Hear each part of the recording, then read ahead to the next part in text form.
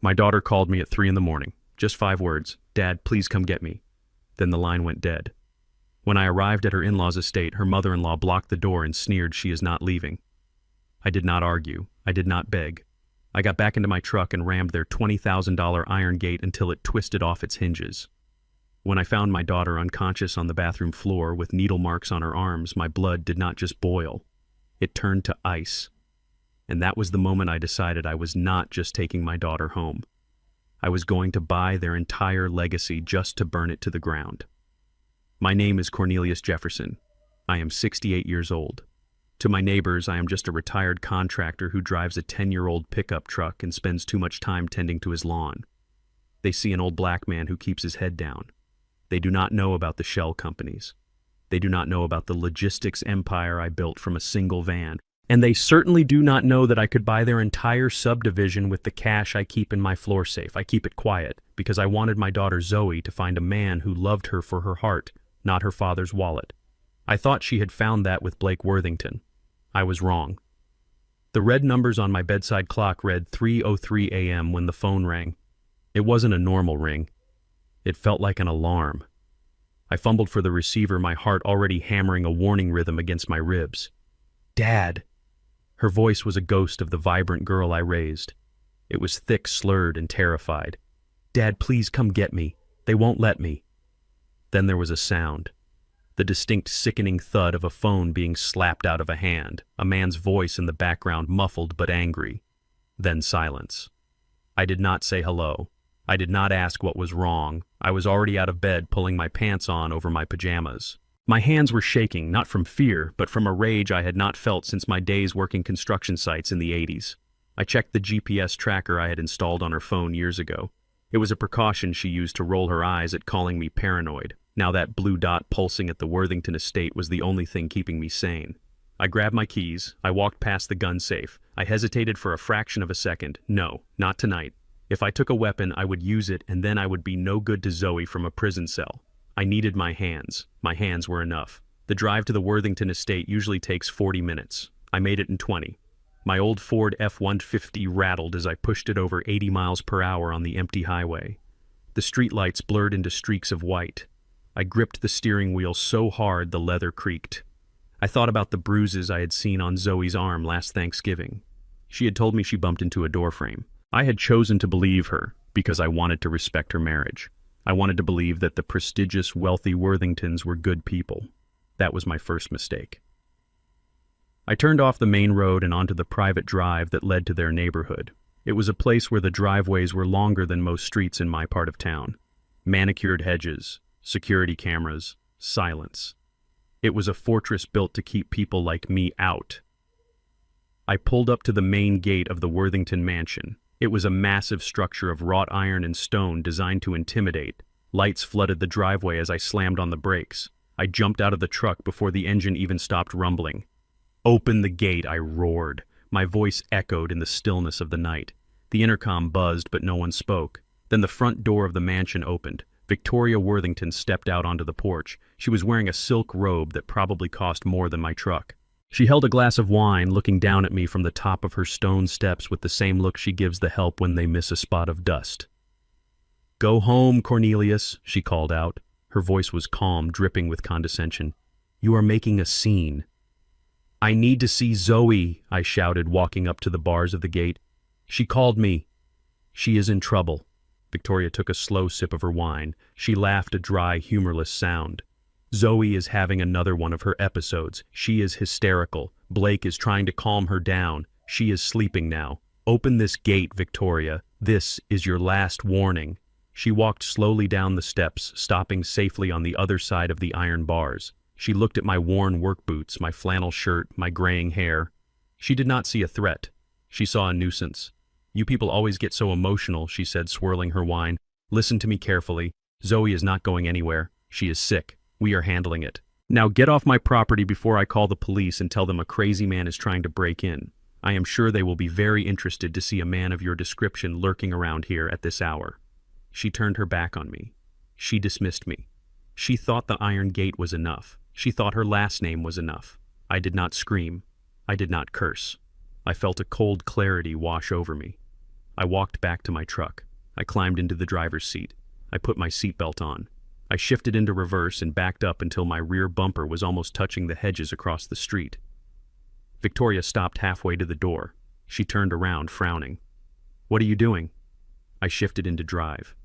I floored the gas pedal. The engine roared like a waking beast. The tires screeched against the asphalt, burning rubber, finding traction. I saw Victoria's eyes go wide. She dropped her wine glass. It shattered on the driveway, but the sound was swallowed by the impact. My truck hit the center of the iron gate at 50 miles per hour. Metal screamed, stone cracked. The lock snapped like a twig. The gates flew open one side, tearing completely off its hinges and clattering across the paved driveway. My airbag did not deploy, thank God, but my head whipped back. I didn't feel the pain. Adrenaline is a powerful anesthetic. I drove right up to the front steps, crushing the shattered glass of her wine cup under my tires. Steam hissed from my radiator. I kicked my door open and stepped out. Victoria was screaming now, backing away, her composure gone. "You animal, you are going to jail." I walked past her. She tried to grab my arm. I swatted her away like a fly. I kicked the front door open. It was unlocked. Inside the house smelled of lavender and old money. The foyer was marble. A man in a dark suit stepped out from the hallway. Private security. He was big, younger than me, with muscles that looked like they were built in a gym. "Sir, you need to stop right there," he commanded, reaching for his belt. I didn't stop. I kept walking. He stepped forward to intercept me, throwing a heavy right hook. I ducked. I spent 40 years hauling lumber and pouring concrete. I don't fight with technique, I fight with leverage. I drove my shoulder into his midsection, knocking the wind out of him. As he doubled over, I brought my knee up into his nose. There was a crunch. He went down and stayed down. "Zoe," I yelled. I ran up the grand staircase. I checked the first bedroom. Empty. The second. Empty. Then I heard a toilet flush in the master suite. I burst through the double doors. Blake was standing by the bed, buttoning his shirt. He looked up, his face pale, his eyes wide with shock. "Where is she?" I growled. "Cornelius, wait," he stammered, putting his hands up. "She just passed out. She took too many pills. I was trying to help her." "Liar." I pushed past him into the bathroom. My heart stopped. Zoe was lying on the cold tile floor. She was curled into a ball, wearing one of Blake's t-shirts. Her skin was gray. Her breathing was shallow, jagged like a rattle in her chest. "Zoe, baby daddy's here." I dropped to my knees. I lifted her head. Her eyes were rolled back. I checked her arms. That was when I saw them. Fresh puncture marks. Bruises that looked like fingerprints where someone had held her down. My vision blurred with red. This was not an overdose. This was an injection. I scooped her up in my arms. She was so light, too light. She had lost so much weight since Christmas. I stood up, holding my daughter against my chest. I turned to face Blake. He had backed into the corner of the bedroom, terrified. "What did you give her?" I asked, my voice terrifyingly quiet. "Nothing. She's an addict, Cornelius." "You know how she is." I walked toward him. He flinched. But I didn't hit him. Not yet. I had precious cargo. "If she dies," I whispered, "there is no place on this earth you can hide from me." I carried her out of the room, down the stairs, past the groaning security guard, and out the front door. Victoria was standing by my truck on her phone. She looked at me, at Zoe's limp body in my arms, and she didn't show an ounce of concern. She showed annoyance. "The police are 2 minutes away." "Cornelius," she hissed.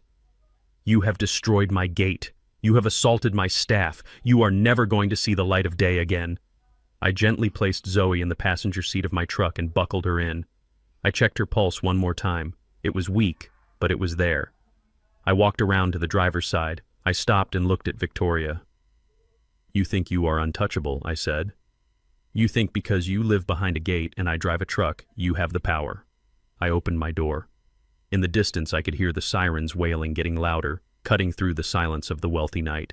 Blue and red lights began to flash against the trees at the end of the driveway. I got in and started the engine. The radiator was smoking, the front bumper was smashed into the grill, but the truck started.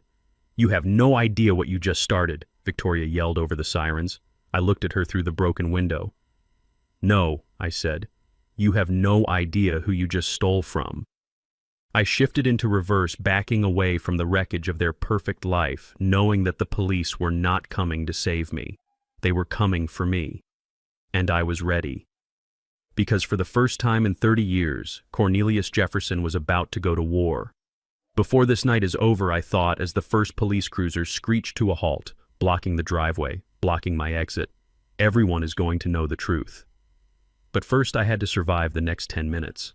The officers poured out of their cars, guns drawn. They didn't see a father saving his daughter. They saw a black man in a battered truck at a wealthy white estate. "Get out of the vehicle, put your hands where I can see them." I looked at Zoe. She let out a soft moan. "Hold on, baby," I whispered. I turned off the engine. I put my hands out the window. But I did not take my eyes off Victoria Worthington, who was standing there with a triumphant smile on her face. She thought this was the end. She thought she had won. She was wrong.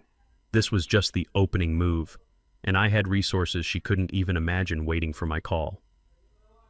As the officers grabbed me and threw me against the hot metal of my truck hood, I didn't feel fear.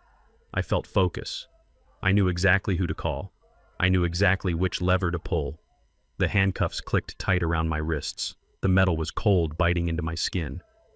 "You are under arrest for home invasion, assault, and destruction of property," an officer barked in my ear. I didn't resist. I let them shove me into the back of the cruiser. I watched through the wire mesh as paramedics finally approached my truck to look at Zoe. Victoria walked over to the police sergeant, pointing at me, talking fast, spinning her web of lies. I sat back against the hard plastic seat and closed my eyes. Okay, I thought, you want to play the game of power? You want to play the game of who do you know? I took a deep breath. Let's play. The back of the police cruiser smelled of stale vomit and hard plastic. My wrists burned against the metal cuffs, but I sat upright. I refused to slump. I refused to look like the criminal they had already decided I was. Through the wire mesh, I watched the paramedics load Zoe into the ambulance. She looked so small on the stretcher. A flash of red and blue light illuminated her pale face, and for a second I thought she was dead. My heart hammered a frantic rhythm against my ribs until I saw her chest rise. She was breathing. That was all that mattered. The drive to the precinct was fast and silent. The officers in the front seat didn't speak to me. They didn't ask for my side of the story.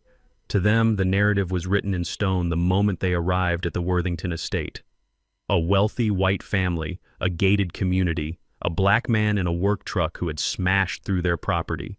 It didn't matter that I had built half the schools in this county. It didn't matter that my tax returns had more zeros than their badge numbers. In that car, I was just a violent intruder. When we arrived at the station, they pulled me out with unnecessary force. One officer, a young man with a buzz cut, gripped my arm tight enough to bruise. "Watch your head," he said, shoving me down into the booking room chair. He wasn't being helpful. He was establishing dominance. I didn't resist. I didn't give them the satisfaction of a struggle. I gave them my name. I gave them my address. When they asked for my occupation, I said retired. The sergeant behind the desk scoffed. Retired from what? Breaking and entering? I looked him in the eye. He was a man who had likely spent his whole life feeling small, and now he had a badge and a gun and a chance to feel big. "Retired from building the precinct you are sitting in?" I said calmly.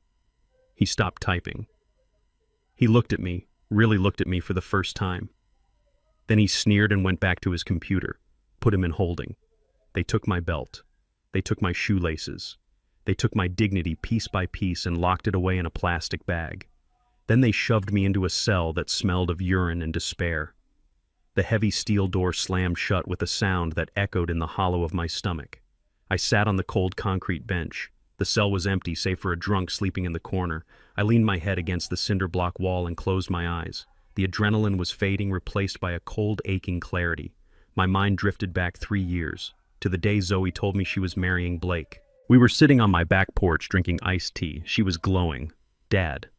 "He is different," she had said. "He comes from a good family. They are important people." I had tried to warn her. I told her that important people often think they are above the rules. I told her that money doesn't make a man good, it just makes him loud. But she was in love. She saw a prince. I saw a man who never looked me in the eye when he shook my hand. A man who made small jokes about my truck, about my neighborhood jokes that were wrapped in a smile but cut like a razor. I remembered the Thanksgiving dinner last year. Blake had snapped at Zoe for spilling gravy on the tablecloth. It was a small thing. A flash of anger that disappeared as quickly as it came. But I saw the way Zoe flinched.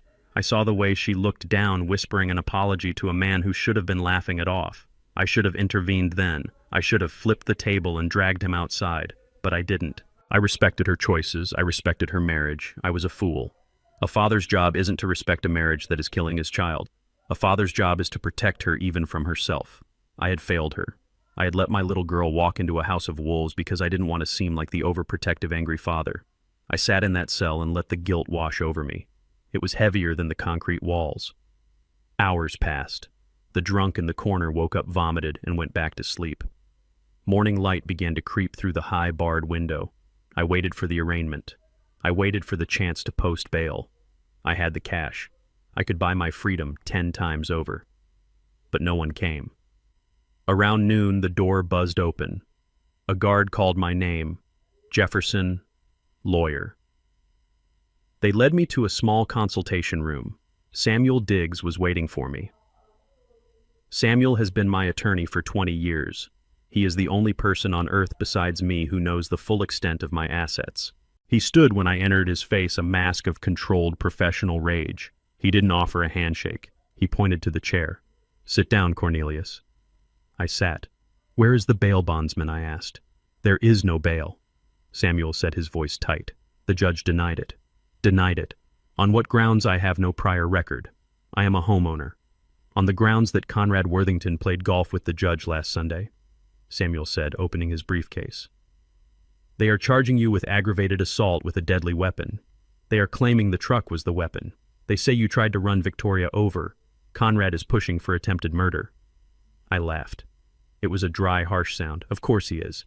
He wants to bury me under a mountain of legal fees and prison time so I can't look for Zoe. "Where is she?" I asked. "She is in a private facility," Samuel said. "St. Jude's Behavioral Health. It is a high-security rehab center in the mountains.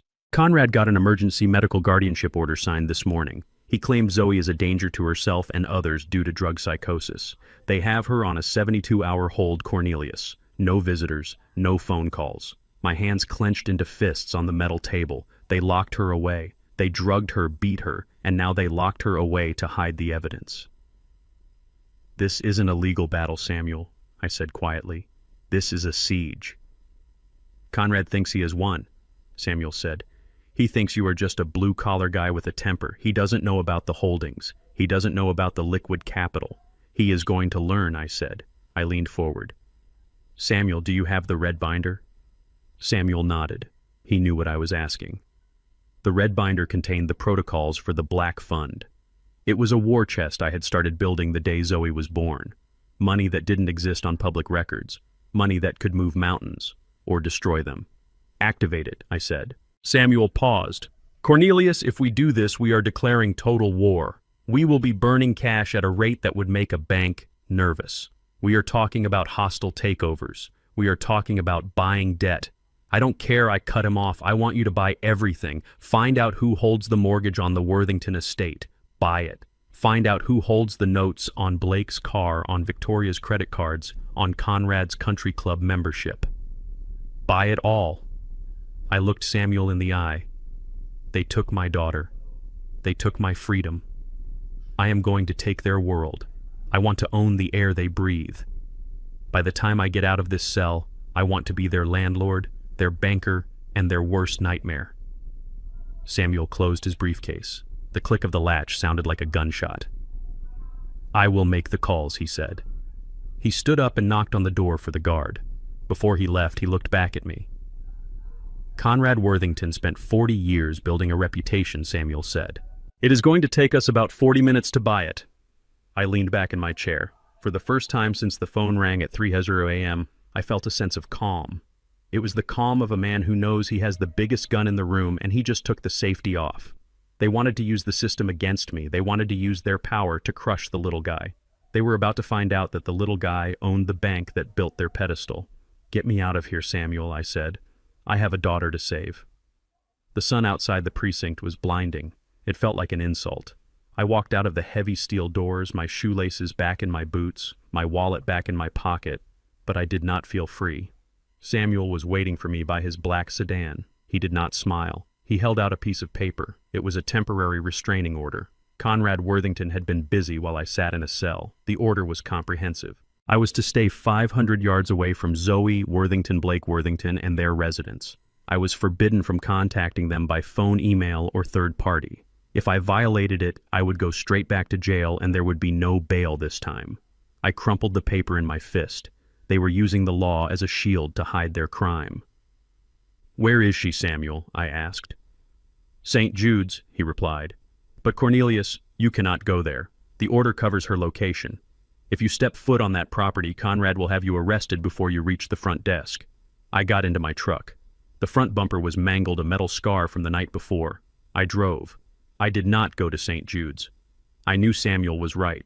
If I went there now, I would be playing their game, and they made the rules. I needed to change the game. I drove to a small, nondescript office building in the industrial district. This was where I kept my other insurance policy. His name was Dante. He was a private investigator who used to be a forensic accountant for the state. He didn't care about the law. He cared about the truth as long as the check cleared. I walked into his office.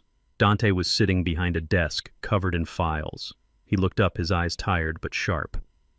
"I heard you had a busy night, Cornelius," he said. I sat down. "Tell me you found something, Dante. Tell me why they are holding my daughter hostage." Dante slid a manila folder across the desk. I opened it. The first thing I saw was a medical intake form from St. Jude's Behavioral Health. The date was from this morning. Diagnosis: severe opioid use disorder, acute psychosis. My hands shook. I read further. The report claimed Zoe had been using heroin for 2 years. It claimed she had a history of self-harm. It claimed she was delusional and violent. "It is a lie," I said, my voice low. "Zoe is afraid of needles. She faints when she gets a flu shot. She drinks 1 glass of wine at Christmas. She is not a junkie. Look at the signature," Dante said. I looked. Dr. Eris Thorne. I didn't recognize the name. "Thorne is on the Worthington payroll," Dante explained. "He is a concierge doctor for the wealthy. He signs what they pay him to sign. But look at the toxicology screening attached to the back. This is the real one. I have a source in the lab." I flipped the page. The official report said heroin. The real lab results, the ones Dante had intercepted, told a different story. There were no opioids in her system. None. But there were massive levels of haloperidol and lorazepam. I looked up at Dante. "They are tranquilizers," he said. "Antipsychotics and sedatives. They are not treating an addiction, Cornelius. They are chemically lobotomizing her. They are keeping her sedated so she cannot speak. They are keeping her in a twilight state so she cannot tell anyone what happened last night." I felt a cold rage settle in my stomach. It was heavier than the anger from the night before. This was not heat. This was ice. They were erasing my daughter. They were turning her into a vegetable to cover their tracks. Why, I asked. Why go to this length? Why not just divorce her? Why destroy her? Dante reached for a second folder. This one was thicker. "Because of this," he said. He opened the file. It was a financial autopsy of Blake Worthington. On the surface, Blake was a successful investment banker. He wore $5,000 suits. He drove a Porsche. He lived in a mansion. But the papers in front of me showed the rot beneath the gilding. "Blake is broke," Dante said bluntly. "He is not just broke. He is underwater. He has been leveraging his assets for 5 years to cover bad trades. He lost $2 million on crypto. He lost another $3 million on a failed tech startup. I flipped through the bank statements, red ink everywhere, overdraft fees. But that is not the worst part." Dante continued. "He drained the trust fund." I stopped. My breath caught in my throat. When my wife died, she left a trust for Zoe. It was substantial, enough to ensure Zoe would never have to work if she didn't want to. It was supposed to be untouchable. It is gone, Cornelius. All of it. Blake forged her signature on withdrawal requests for the last 18 months. He emptied it to pay margin calls. I felt sick. My wife's legacy, the security I had built for my daughter, stolen by a man who smiled at me across the dinner table. But even that wasn't enough, Dante said. He pointed to a document at the bottom of the stack. It was a loan agreement, but not from a bank. It was a promissory note from a shell company registered in the Cayman Islands. He borrowed $5 million from the cartel, Dante said, or at least people who lend money with the same terms as the cartel. High interest, short repayment window, and severe penalties for default. I looked at the date. The loan was due in 2 weeks. "He doesn't have the money," I said. "No," Dante agreed. "He has nothing. His parents, Conrad and Victoria, they are asset rich but cash poor. Their money is tied up in trusts and properties they cannot liquidate quickly without raising red flags. So why keep Zoe?" I asked. "If she has no money left, why keep her?" Dante pulled out a map. It was a survey map of the downtown district. He circled a large plot of land near the waterfront. Because of this, Dante said, the old lumber yard. I nodded. I knew it well. I had bought that land 30 years ago when it was worthless industrial waste. I had cleaned it up. I had put the deed in Zoe's name as a wedding present. I told her to keep it. I told her it was her safety net. Developers just got approval for a new stadium 3 blocks away, Dante said. That land is now worth $10 million. Blake knows it. He has a buyer lined up. A cash buyer. I stood up. The chair scraped loudly against the floor. He needs her to sell it, I realized. He needs her signature, Dante corrected, but Zoe refused. I found emails on Blake's server. He has been pressuring her to sell for months. She told him no. She told him it was her father's gift. So he needs her incapacitated, I said, finishing the thought. Exactly. If Zoe is declared mentally incompetent, if she is committed to a long-term facility for severe drug addiction and psychosis, control of her assets transfers to her spouse. Blake gets power of attorney. He signs the deed. He sells the land. He pays the mob. And he keeps the change. It was a slave contract. They weren't just silencing her. They were enslaving her. They were stripping her of her mind, her voice, and her property to pay for his sins. They were going to lock her away in a drugged haze for the rest of her life, or until she conveniently overdosed just so Blake could keep playing the rich man. I looked at the photos of my daughter in the medical file. She looked pale, lost, broken. They think she is just a resource, I said. They think she is a piggy bank they can break open. They don't know who they are dealing with, Dante said. They think you are just a dad with a truck. I closed the folder. I picked up the toxicology report. I am not just a dad, I said. I am the man who is going to repossess their lives. I took out my checkbook. I wrote Dante a check for $50,000. Keep digging, I said. I want names. I want to know who holds Blake's gambling debts. I want to know who the mobsters are. I want to know where Conrad hides his money. I want to know everything. I walked out of the office. The sun was setting. The sky was bleeding red. It was fitting. I sat in my truck and called Samuel. Samuel, I said, I know what they are doing. It is the land, the lumber yard. I will put a lis pendens on the property immediately, Samuel said. I will tie it up in litigation so tight a mosquito couldn't fly through it. They won't be able to sell an inch of it. Do it, I said. And Samuel. Yes, Cornelius. Find out who owns the debt on the Worthington mansion. I already did, Samuel replied. It is a private equity firm in Boston. Buy it, I said. Cornelius, that will cost, I don't care what it costs. Buy the note. I want to be the one who holds the deed to their house. I want to be the one who decides if they have a roof over their heads tonight. Consider it done. I hung up. I looked at the restraining order on the passenger seat. It said I couldn't go near them. It said I couldn't touch them. But it didn't say I couldn't own them. They wanted to trap my daughter in a cage of lies and drugs. I was going to build a cage of debt and legal ruin around them, and I was going to weld the door shut. I started the engine. I wasn't going home. I had work to do. I drove toward the city, toward the lights, toward the war. The Worthingtons wanted to treat people like property. Fine. I was about to teach them what happens when the property fights back. I was about to show them that you cannot build a dynasty on the back of a Jefferson. Tonight I would not sleep. Tonight I would become the monster they accuse me of being. But I would be a monster with a checkbook, and that is the most dangerous kind of all. I drove to St. Sebastian's Academy with a singular purpose. My daughter was locked in a medicated fog, and my son-in-law was drowning in debt so deep he was willing to sell her soul to pay for it. That left my grandson. Leo was 5 years old. He was an innocent pawn on a chessboard he did not understand. I knew the Worthingtons. I knew their playbook. If they could not break Zoe, they would use Leo as leverage. They would hold him hostage until she signed whatever papers they put in front of her. I needed to get him out. I needed to get him to safety before they poisoned his mind against his mother. The school was a fortress of brick and ivy nestled in the same zip code as the Worthington estate. It was the kind of place that cost $40,000 a year for kindergarten. I pulled my battered truck up to the curb, ignoring the glares of the soccer moms in their Range Rovers. I walked to the front office. The air conditioning was freezing.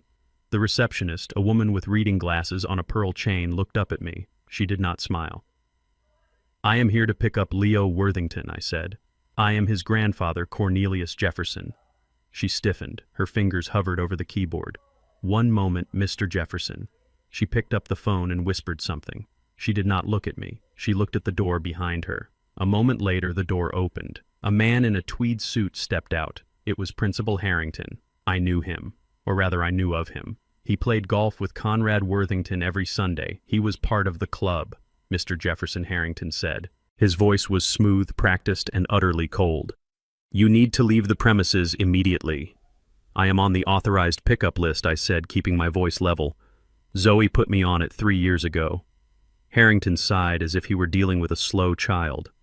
That list has been updated as of this morning. Furthermore, we are in possession of a temporary protective order granted by Judge Miller. It states that you are not to have any contact with Leo Worthington.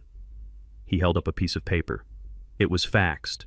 The ink was still fresh. Conrad had moved fast. He had called in his favors. He had used his old connections from his days on the bench to seal off my family before I could even reach them. This is illegal, I said. You are keeping a child from his family. His mother is in the hospital. His father has given us strict instructions, Harrington interrupted. And as you know, Mr. Worthington is a pillar of this community. We take our students' safety very seriously here. We cannot have violent individuals on campus. Violent. The word hung in the air. He looked at my work boots. He looked at my dark skin. He looked at the history of a man he didn't know and stamped a label on it. You are making a mistake, Harrington, I said. The only mistake would be letting you near that boy, he replied. Security is on their way. I suggest you go back to wherever you came from. I looked at the glass doors leading to the classrooms. I could see the children lining up for dismissal. I saw the back of Leo's head. He was wearing his little blue blazer. He looked so small. I wanted to smash through the glass. I wanted to tear the door off its hinges and grab my grandson. But I knew that was exactly what they wanted. They wanted the angry black man to cause a scene. They wanted footage for the evening news. I turned around and walked out. I did not run. I did not shout. I walked with the heavy, deliberate steps of a man who is memorizing the layout of the battlefield. I waited by my truck. I could not leave. Not yet. I had to see him. I had to make sure he was physically okay. The restraining order said 500 yards. I stood at the edge of the public sidewalk exactly 500 yards from the school entrance. I checked the distance on my phone. I would not give them a technicality to arrest me on. 10 minutes later, a silver Porsche pulled up to the loading zone. It was Blake. He stepped out wearing a suit that cost more than my first house. He looked tired, his eyes manic and darting, but when he saw me standing on the corner, a slow, cruel smile spread across his face. He walked to the gate where a teacher was holding Leo's hand. He signed the clipboard. He took Leo's hand, but he did not walk back to the car. He walked toward me. He stopped 10 feet away just inside the property line. Leo looked up at me. His eyes were wide and confused. Grandpa Leo chirped. "Hush," Leo Blake said, tightening his grip on the boy's hand. "Grandpa is not allowed to talk to us. Grandpa is a bad man." The words hit me like physical blows. He was poisoning the well. He was twisting the love my grandson had for me into fear. Blake looked at me. His eyes were dead. There was no soul behind them, just a desperate, clawing greed. "You look pathetic," Cornelius Blake said. "Standing there in your dirty clothes. Do you really think a judge is going to give custody to you? You live in a shack. You smell like sawdust and sweat. Leo needs a legacy. He needs a future. He does not need to learn how to mix concrete." I stared at him. My hands clenched into fists at my sides. The urge to cross that line, to close the distance and shatter his jaw was a physical ache in my bones. I could do it. I could end him in seconds. I had spent 40 years lifting steel beams. He had spent 40 years lifting martini glasses. But I saw the phone in his other hand. The camera lens was peeking out of his pocket. He was recording. He was baiting me. He wanted me to strike him in front of his son. He wanted to prove to the court that I was the monster they claimed I was. I took a deep breath. I let the rage flow through me, and then I pushed it down into the cold, dark place where I kept my business decisions. "You are right, Blake," I said. My voice was calm. It terrified him. I saw his smile flicker. "You are absolutely right. I am just a worker." "Go home," Cornelius Blake sneered. "Go back to your side of town. Leo is a Worthington. He belongs with his own kind." He turned and dragged Leo toward the Porsche. Leo looked back over his shoulder. He waved a tiny, hesitant hand. I raised my hand and waved back. I forced a smile for the boy. "I love you, Leo," I whispered. Blake shoved the boy into the car and slammed the door. He peeled away from the curb, the engine roaring, leaving me standing in the exhaust fumes. I stood there for a long time. The sun beat down on my neck. The humiliation burned on my skin. They thought they had won. They thought that because they held the keys to the gate, they held the power. They thought money was the only language that mattered. Fine. If they wanted to speak the language of money, I would become fluent. I got into my truck. I did not turn the key. I pulled out my secure phone. This was not the phone I used to call Zoe. This was the phone I used to call the people who managed the wealth I had hidden from the world. I dialed a number that went directly to a private office in Manhattan. It was the personal line of Arthur Sterling, the CEO of Sterling and Finch Private Bank. I wasn't just a client. I was the majority shareholder. I had bailed the bank out during the 2008 crash with liquid capital when everyone else was insolvent. They answered to me. Cornelius Arthur answered on the first ring. "It is rare to hear from you during trading hours. Is everything all right?" "No, Arthur," I said. "I want you to open the ledger on the Worthington Group." There was a pause, the sound of typing. "Conrad Worthington?" Arthur asked. "Cornelius, that portfolio is toxic. We have been advising against acquiring their debt for years. They are over-leveraged. Their real estate holdings are underwater. They are surviving on lines of credit and reputation. I know I said, I want you to buy it. Buy what Arthur asked. All of it, I said. Every commercial loan, every personal line of credit. I want you to buy the mortgage on their estate in Hillcrest. I want you to buy the note on Blake Worthington's car. I want you to buy the debt on Conrad's vacation home in the Hamptons. If they owe a dime to anyone in this country, I want to be the one collecting it." Cornelius Arthur said, his voice dropping to a whisper. "We are talking about tens of millions of dollars in bad debt. You will be taking a massive loss. This is not a sound investment." "It is not an investment, Arthur," I said. "It is an eviction notice." I looked at the spot where Blake's car had been. "I want a hostile takeover of their entire existence," I said. "I want to own the roof over their heads. I want to own the cars they drive. I want to own the shirts on their backs. Call in the notes, Arthur. All of them, immediately. But, sir, the default clauses, trigger them," I commanded. "They have missed payments. I know they have. Use the acceleration clause. Demand full repayment within 24 hours. Arthur was silent for a moment.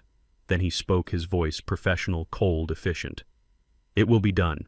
We will acquire the debt packages by close of business today. The demand letters will be couriered to the Worthington estate tomorrow morning." "Good," I said. "And, Arthur." "Yes, Cornelius, freeze their access to any new credit. Flag them as high risk. I want them to walk into a grocery store and have their cards declined. I want them to feel what it is like to have nothing." "Understood." I hung up the phone. My hands were no longer shaking. The rage was gone, replaced by the cold, mechanical hum of a plan in motion. Blake had told me to go back to my side of town. He didn't realize that my side of town owned his side of town. He didn't realize that the dirt under my fingernails was worth more than his entire bloodline. I started the truck. The engine rumbled a deep, angry sound. "Enjoy your night in the mansion." "Blake," I said to the empty air, "it is the last one you will ever have." I put the truck in gear. I wasn't going home to cry. I was going to prepare. Tomorrow the repo men were coming, and I was going to be leading the parade. The grand ballroom of the Ritz-Carlton was a sea of black ties and designer gowns. It smelled of expensive perfume and desperation. The Worthingtons were hosting their annual charity gala, an event they titled the Foundation for Family Recovery. It was a masterclass in hypocrisy. Ostensibly, they were raising money for addiction treatment centers. In reality, they were laundering their reputation. They needed to show the world they were still the golden family of the city, even as the walls of debt were closing in around them. I stood in the shadows of the velvet curtains near the entrance. I was not wearing my work boots tonight. I was wearing a bespoke tuxedo cut from Italian wool, a garment that cost more than Blake's first car. I adjusted the onyx cufflinks at my wrists. They felt cold and heavy. I watched Victoria Worthington take the stage. The spotlight hit her, illuminating the diamonds at her throat and the tear glistening perfectly on her cheek. She was a phenomenal actress. My family has known pain, she told the hushed crowd, her voice trembling just enough to seem authentic. We have seen how drugs can destroy the brightest souls. We are fighting to save our loved ones even when they do not want to be saved. A murmur of sympathy rippled through the room. They were talking about Zoe. They were using my daughter, the woman they had drugged and imprisoned, as a prop to solicit donations from the city's elite. They were painting her as a tragic addict and themselves as the saintly in-laws bearing the burden. It was sickening. Conrad stood by her side, nodding solemnly. Blake was in the front row looking like a grieving husband. They were selling a lie to cover their bankruptcy. They needed these donations not for charity, but to pay the interest on their loans. They needed the social capital to keep the creditors at bay for just one more month. I checked my watch. My banker Arthur had confirmed the transfer of funds. The trap was set. I walked out of the shadows. I did not sneak in.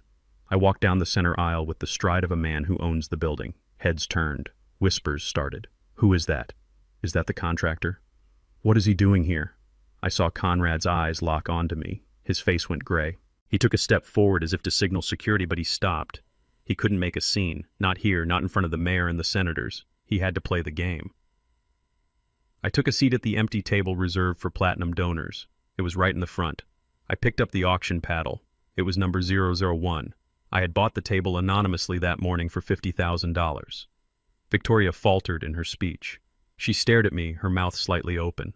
I poured myself a glass of water and raised it to her in a silent toast. Continue, Victoria.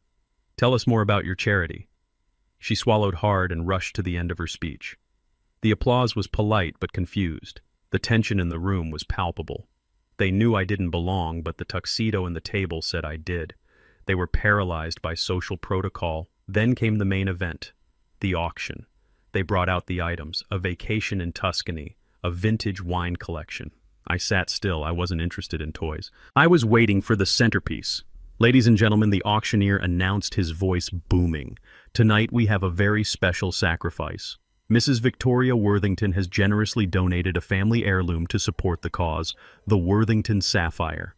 A model walked onto the stage wearing a necklace that glittered under the lights, a massive blue sapphire surrounded by diamonds.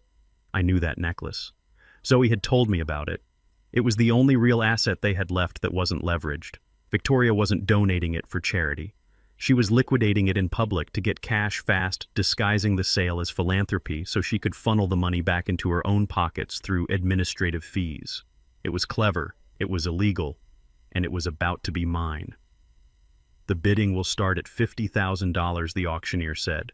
50,000, a voice called from the back. 75, said another. It was a slow climb. The economy was tough, and even the rich were feeling the pinch. Or maybe they just sensed the desperation in the room. 100,000, Blake shouted.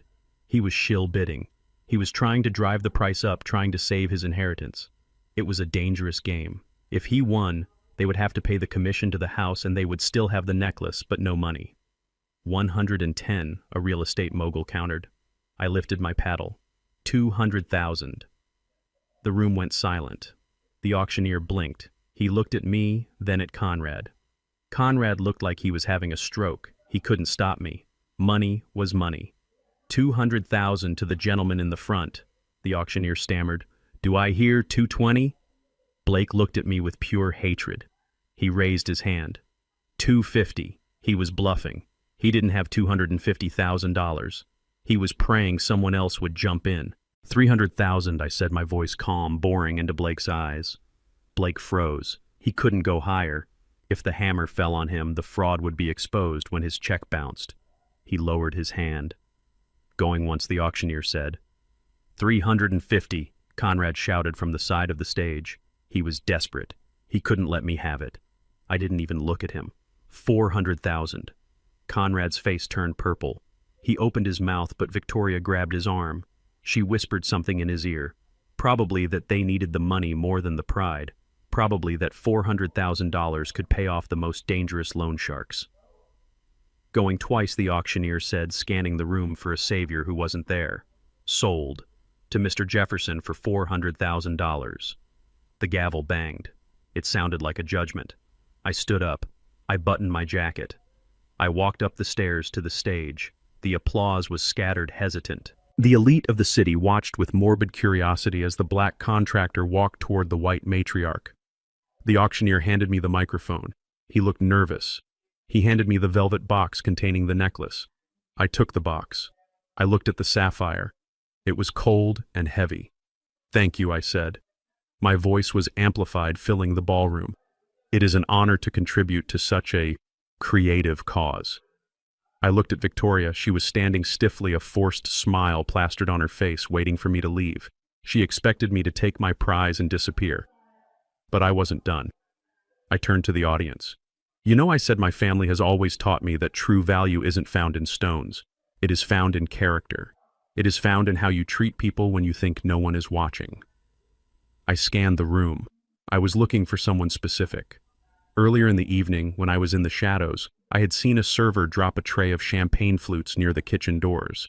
Victoria had screamed at her. She had called her clumsy, stupid, and worthless. She had fired her on the spot and told her to clean up the mess before she left. I saw the young woman now. She was on her hands and knees in the back corner, picking up shards of glass, tears streaming down her face. She was a young Latina woman, probably no older than Zoe. "Excuse me," I said, pointing to the back of the room. "You, the young lady on the floor. Please come here." The room turned. The girl looked up, terrified. She froze. "Yes, you," I said gently. "Please come up to the stage." She hesitated. Her manager nudged her. She stood up, brushing glass dust from her black uniform apron. She walked down the aisle, head down, terrified she was in trouble. When she reached the stage, she was trembling. "What is your name?" I asked. "Maria, sir," she whispered. "Maria," I said loud enough for the back row to hear. "Earlier tonight, I saw Mrs. Worthington speak to you. I heard what she said. She told you that you were worthless. She told you that you were nothing." Victoria gasped. "How dare you?" she hissed, stepping forward. I ignored her. I looked at Maria. "She was wrong, Maria. The work you do to support your family is worth more than every person sitting at these tables. You have dignity. You have grace." I opened the velvet box. I took out the sapphire necklace. "I bought this necklace for $400,000, I said. "It was the pride of the Worthington family. They believe it makes them royalty." I turned to Maria. "I want you to have it." A collective gasp sucked the air out of the room. Someone dropped a glass. Sir Maria stammered. "I cannot." "Yes, you can," I said. I fastened the heavy clasp around her neck. The diamonds sparkled against her simple black uniform. "It is yours," I said. "Sell it, pay for school, buy a house, start a business. Do whatever you want with it, but never let anyone tell you that you are worth less than them." I turned to Victoria. Her face was a mask of absolute horror. She was watching her family legacy, her financial lifeline, hanging around the neck of the girl she had fired. "You wanted to sell your heritage to save your skin, Victoria," I said off the microphone, but loud enough for her to hear. "Now you can watch it walk out the door." I looked at Maria. "Go," I said. "Run. Do not look back." Maria looked at me, tears welling in her eyes again, but this time they were different. "Thank you," she mouthed. Then she turned and ran down the stairs, clutching the necklace, running toward the exit, running toward a new life. I dropped the microphone. It hit the floor with a deafening thud. I walked past Conrad. He was clutching his chest. I walked past Blake. He was staring at the floor, defeated. I walked down the aisle through the silent crowd. No one stopped me. No one said a word. They parted like the Red Sea. I walked out into the cool night air. I had just spent $400,000 to make a point. It was a lot of money. But seeing the look on Victoria Worthington's face when she realized she had been bested by the help that was priceless. And I still had the receipt. The gala was over. But the night was young. I got into my truck. Now I said to myself, let's go get my daughter. The gala was a victory, but it was a hollow one. I had humiliated Victoria Worthington, but I still did not have my daughter. The adrenaline from the auction faded as soon as I got back into my truck, leaving a cold, hard knot of fear in my stomach. Dante had sent the coordinates to my secure phone. St. Jude's Behavioral Health was not a hospital. It was a fortress of solitude buried deep in the Cascade foothills, miles away from cell towers and prying eyes. I drove through the night. The road turned from pavement to gravel, winding up into the dense pine forest. The facility appeared out of the darkness like a specter. It was a sprawling, brutalist structure of concrete and glass surrounded by a 12-foot fence topped with razor wire. They called it a retreat for the troubled wealthy. I looked at the perimeter lighting and the guard towers and I knew exactly what it was. It was a prison for inconveniences. It was where the elite stashed the wives who knew too much and the children who embarrassed them. I parked my truck a mile down the road in a logging turnout. I sat in the dark and watched the facility through my binoculars. I saw armed patrols. I saw electronic keypads. If I tried to ram this gate, I would be shot before I reached the front door. Conrad Worthington had learned his lesson. He had moved Zoe to a place designed to keep people like me out. But I'm a builder. I look at a building and I do not see a fortress. I see blueprints. I see permits. I see codes.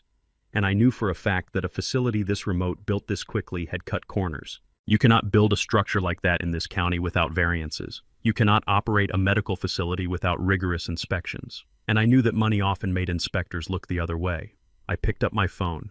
I did not call my lawyer. I called Sheriff Miller. We had played high school football together 50 years ago. He was a good man, a man who hated the Worthingtons almost as much as I did because Conrad had once dismissed a drunk driving charge against Blake that had put Miller's nephew in a wheelchair. "Miller," I said when he answered, "I know where she is, and I know how we are going to get her out, but I need you to bring someone. I need you to bring Vance." Vance was the state building inspector. He was a man with zero sense of humor and an obsessive adherence to the fire code. He was the most boring man I knew, and right now he was my deadliest weapon. I met them at the trailhead at dawn. Miller was in his uniform, his face set in grim lines.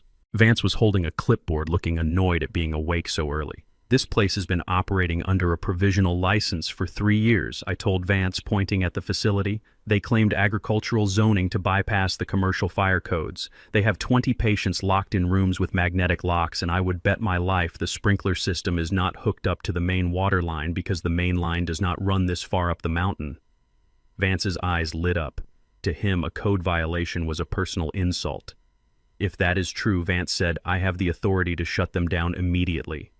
"Immediate evacuation order." "Let us go find out," I said. We drove up to the main gate in the sheriff's cruiser. The guard stepped out his hand on his holster. He saw the badge on the door and hesitated. "Open the gate," Miller commanded over the loudspeaker. "Official business." The guard tried to stall. "I need to call the director." "You open this gate or I arrest you for obstruction of justice," Miller barked. The gate opened. We drove up to the main entrance. The director met us at the door. He was a slimy man in a white coat named Dr. Thorne, the same man who had signed the fake intake forms. "Sheriff," he said with a greasy smile, "to what do we owe the pleasure? We have strict privacy protocols." I stepped out from behind Miller. Thorne's smile vanished. "This is not a social call," I said. "This is a safety inspection." Mr. Vance stepped forward. He did not smile. He did not shake hands. He walked past Thorne and pointed to the ceiling. "Where are the smoke detectors?" Vance asked. "Why are these exit signs not illuminated? Show me your generator logs. Show me your water pressure certification." Thorne stammered. "We are fully compliant. We have a waiver. There are no waivers for human safety," Vance said. He pulled a fire alarm lever on the wall. Nothing happened. No sirens, no lights. Vance turned to Thorne. "This facility is a death trap," he declared. "I am revoking your occupancy permit effective immediately. You have 1 hour to evacuate all patients to a licensed hospital." Thorne went pale. "You cannot do that. Mr. Worthington will—" "Mr. Worthington is not the fire marshal," Miller interrupted. "You heard the man. Evacuate now." I did not wait for the argument to finish. While Thorne was distracted by the bureaucracy of his own negligence, I slipped past the reception desk. I grabbed a key card from the counter. I knew the layout. Dante had found the schematics. The high security wing was in the basement. I ran down the stairs. The air got colder. The smell of antiseptic was overpowering. It covered up the smell of urine and fear. I walked down the hallway, checking the small windows and the heavy steel doors. Room 101, empty. Room 102, an old man rocking back and forth. Room 103, I looked inside. Zoe was there. She was strapped to a bed in the center of the room. Her wrists were bound with leather cuffs. There was an IV drip connected to her arm. Her eyes were open, but they were glassy, staring at the ceiling without seeing it. She looked like a broken doll. I swiped the keycard. The light turned red. Access denied. I didn't care. I stepped back and kicked the lock mechanism. It sparked but held. I kicked it again, putting every ounce of my rage into the blow. The plastic casing shattered. I jammed my pocket knife into the exposed wires and twisted. The door clicked and slid open. "Zoe," I whispered, rushing to her side. She did not react. She did not blink. I ripped the IV out of her arm. I didn't care about being gentle. I cared about getting the poison out of her veins. I fumbled with the straps on her wrists. They were tight, digging into her skin. Her arms were purple and bruised. "What did they do to you?" I choked out, tears stinging my eyes. I got one strap loose, then the other. I pulled her up into a sitting position. She slumped against me, her head lolling on my shoulder. She was drooling slightly. "Dad," she mumbled. Her voice was thick, like her tongue was too big for her mouth. "Dad, is that you?" "I am here, baby," I said, lifting her into my arms. "I am here." "You have to leave," she slurred. "They will hurt you. Nobody is going to hurt us ever again," I promised. I carried her out into the hallway. 2 orderlies appeared at the end of the corridor. They were big men used to manhandling sedated patients. "Hey," one of them shouted. "Put her down!" I kept walking toward them. I was carrying my daughter, but I felt light. I felt unstoppable. "Get out of my way," I warned. They hesitated. They saw the look in my eyes. They saw a father who had already destroyed a gate and bought a bank. They decided they did not get paid enough to die today. They stepped aside. I carried Zoe up the stairs and into the lobby. Vance was writing citations. Miller was handcuffing Thorne. "I have her," I announced. Miller looked at Zoe's condition and his jaw tightened. "Get her to the car," Cornelius Miller said. "I will handle this trash." I walked out into the sunlight. I put Zoe in the passenger seat of my truck, which I had retrieved after the raid. I buckled her in. I wrapped my jacket around her shivering shoulders. As we drove away from that house of horrors, Zoe started to cry. It was a low, keening sound of pure anguish. "They made me sign," she wept. "They held my hand and made me sign the papers. They took the land, Dad." "We will get it back," I said, gripping the wheel. "No," she whispered. "It is worse. Dad, you have to listen." "I am listening, baby." "Blake," she said, her voice suddenly clear, terrified. "Blake was driving the car." "What car?" "The night of the accident," she said. "The girl who died on Route 9. It was not a hit and run, Dad. Blake hit her. He was drunk. He called his father. Conrad came. They moved the body." I slammed on the brakes, pulling onto the shoulder of the gravel road. Dust swirled around us. "Say that again," I commanded. "They moved her to the driver's seat of her own car." Zoe sobbed. "They made it look like she swerved into a tree. But Blake hit her." "I was in the passenger seat, Dad. I saw it. They told me if I ever told anyone, they would kill me. That is why they locked me up. I threatened to go to the police." The silence in the truck was heavy. The pieces of the puzzle slammed into place with the force of a sledgehammer. This was not just about money.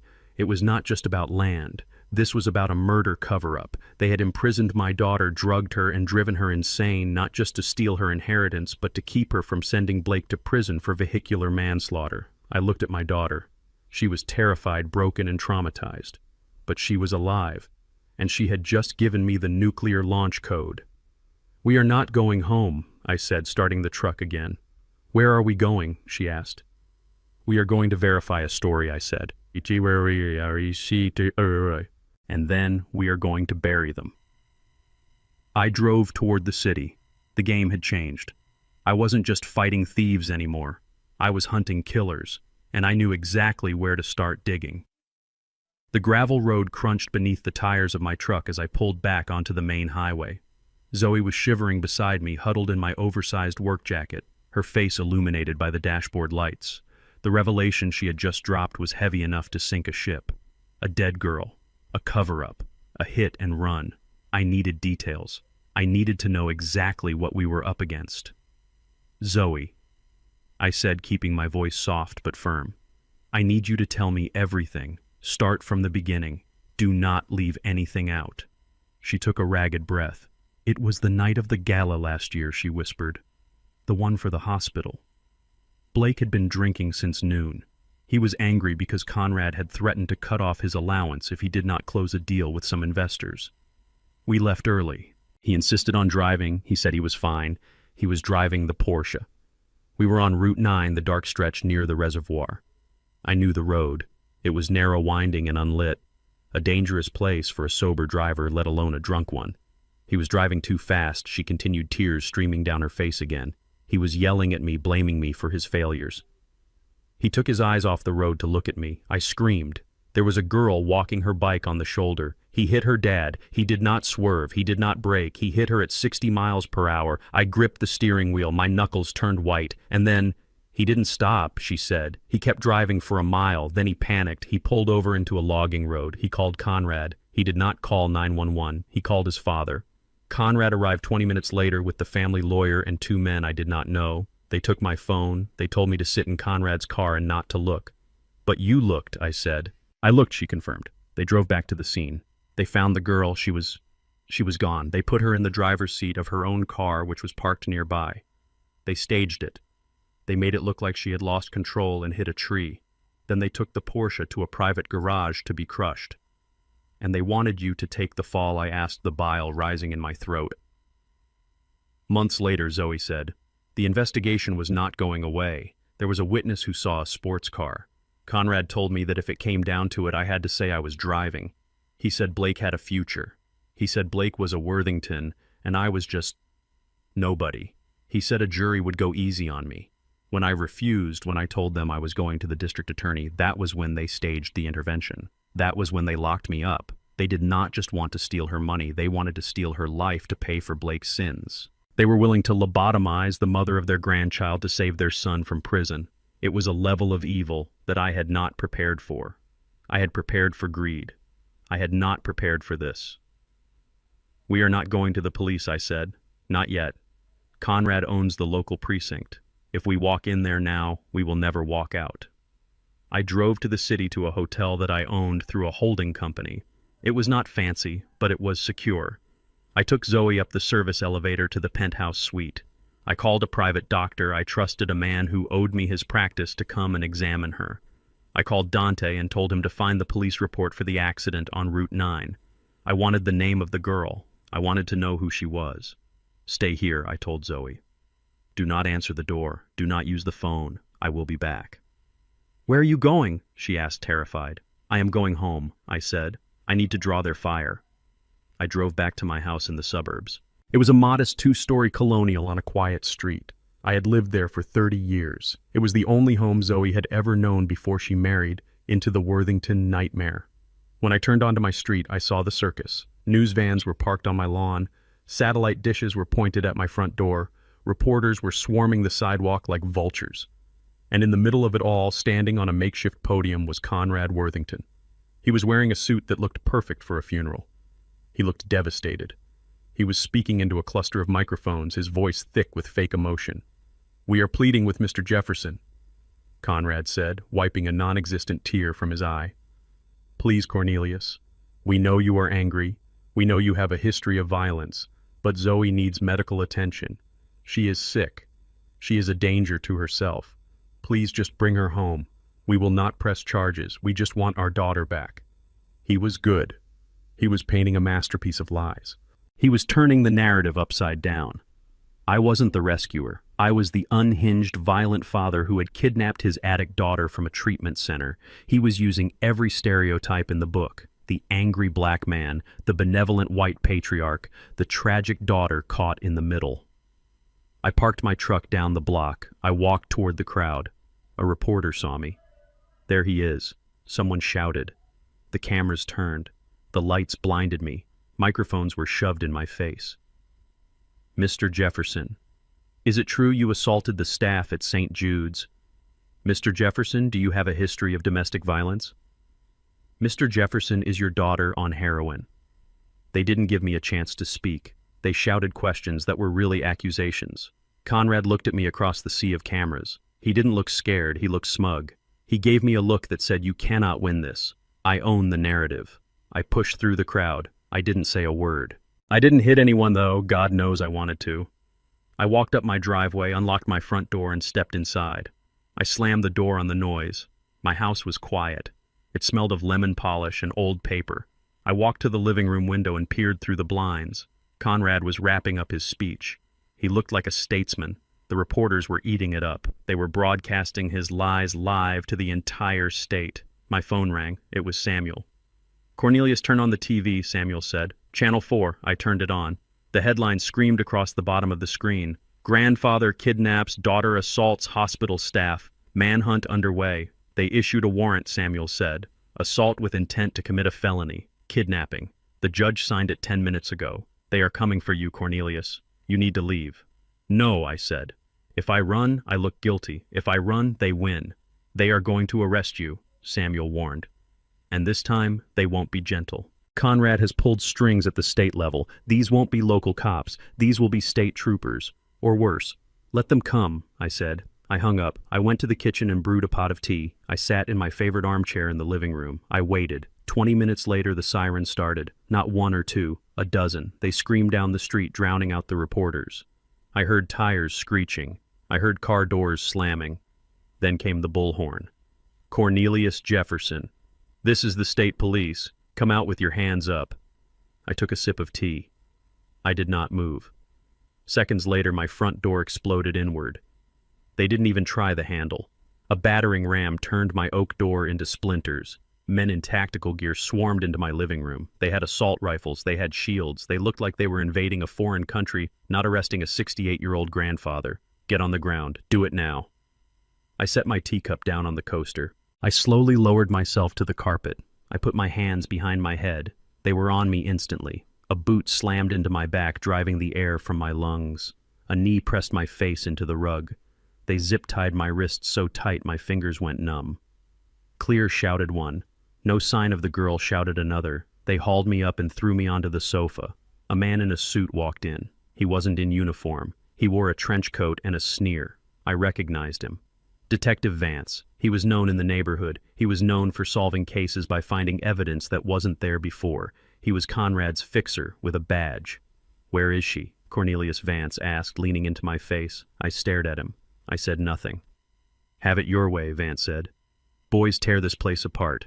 Look for drugs. Look for weapons. Look for anything that tells us where he took her.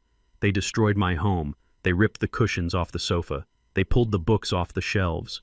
They smashed my wife's vase collection. It wasn't a search. It was a punishment. Vance stood by the fireplace watching. He caught the eye of a uniformed officer near the kitchen. He gave an almost imperceptible nod. The officer, a young guy with nervous eyes, reached into his pocket. He pulled out a clear plastic bag filled with white powder. He walked over to my recliner, the one I had just been sitting in. He knelt down. He pretended to look under the cushion. When he pulled his hand back, the bag was in it. Sarge, the officer shouted. I found something. Vance walked over. He picked up the bag with a gloved hand. He held it up to the light. Well, well, Vance said, looking at me with a mock expression of disappointment. Heroin. A lot of it. Looks like we found the source of your daughter's addiction, Cornelius. Looks like you are not just a kidnapper. You are a dealer. My heart should have been racing. I should have been screaming that it was a plant. I should have been begging them to believe me. But I sat there calm as a frozen lake. I watched Vance bag the evidence. I watched them high-five each other with their eyes. They thought they had nailed me. They thought they had the silver bullet that would put me away for 20 years and give Conrad full custody of Zoe and the land. Vance walked over to me. He leaned down close to my ear. You messed with the wrong family, old man, he whispered. You are going to die in prison. I looked him in the eye. I didn't blink. Maybe I said. Or maybe you should have checked the ceiling. Vance frowned. What? I nodded upward. In the corner of the room, hidden inside the smoke detector, a tiny red light blinked. It was one of 12 4K cameras I had installed 5 years ago after a break-in down the street. It recorded everything. It recorded the raid. It recorded the destruction. And it recorded in perfect high definition the officer pulling the bag of heroin out of his own pocket and shoving it under my cushion. And it wasn't just recording to a hard drive, it was uploading to a cloud server in real time. A server that Samuel had access to. A server that was currently broadcasting a private feed to my legal team. Vance looked up. He saw the lens. The color drained from his face faster than water from a cracked tub. I smiled. It was the first time I had smiled all day. Smile, detective, I said. You are going to be a star. Vance lunged for the camera, tearing the smoke detector off the ceiling and smashing it on the floor. He stomped on it until it was plastic shards. Too late, I said. It is already in the cloud. Vance looked at me with pure, unadulterated hatred. He knew his career was over. He knew he was going to prison. But he also knew he had a gun and I was handcuffed. Get him out of here, Vance screamed, his voice cracking. Get him to the station! Now! They dragged me out of the house. The cameras outside flashed. The reporters shouted. Conrad was still there, shaking his head sadly as I was led away in chains. He looked at me with pity. He thought the drugs had been found. He thought the plan had worked. I looked at him as they shoved me into the back of the car. I didn't shout. I just nodded. Go ahead, Conrad, I thought. Enjoy your moment. Because tomorrow morning I am going to release that video. And tomorrow morning the whole world is going to see exactly what kind of people you really are. The car pulled away. I sat back in the seat. I was going to jail again, but this time I wasn't just an inmate. I was a man with a detonator, and the fuse was already burning. Samuel Diggs walked into the interrogation room 3 hours after I was arrested. He did not carry a briefcase. He carried a tablet. He placed it on the metal table between me and the smug precinct captain who had been trying to get me to sign a confession. Samuel didn't say a word. He just pressed play. The video on the screen was crisp. It was crystal clear 4K resolution. It showed my living room. It showed the officers tearing apart my sofa. And then in slow motion it showed Detective Vance reaching into his own pocket, pulling out a bag of white powder and tucking it under the cushion. The timestamp was undeniable. The angle was irrefutable. The captain's face drained of color. He looked like a man who had just swallowed a stone. "You have 5 minutes to process my client's release," Samuel said, his voice like grinding gears. "Or I will send this to every news station in the state. And Captain, I will also be filing a federal civil rights lawsuit against you personally before lunch." I was out in 10 minutes. They gave me back my belt. They gave me back my shoelaces. They didn't look me in the eye. Vance was nowhere to be seen. He was probably already clearing out his desk or calling a lawyer. I didn't go to the hospital. I went home. I needed to set the stage.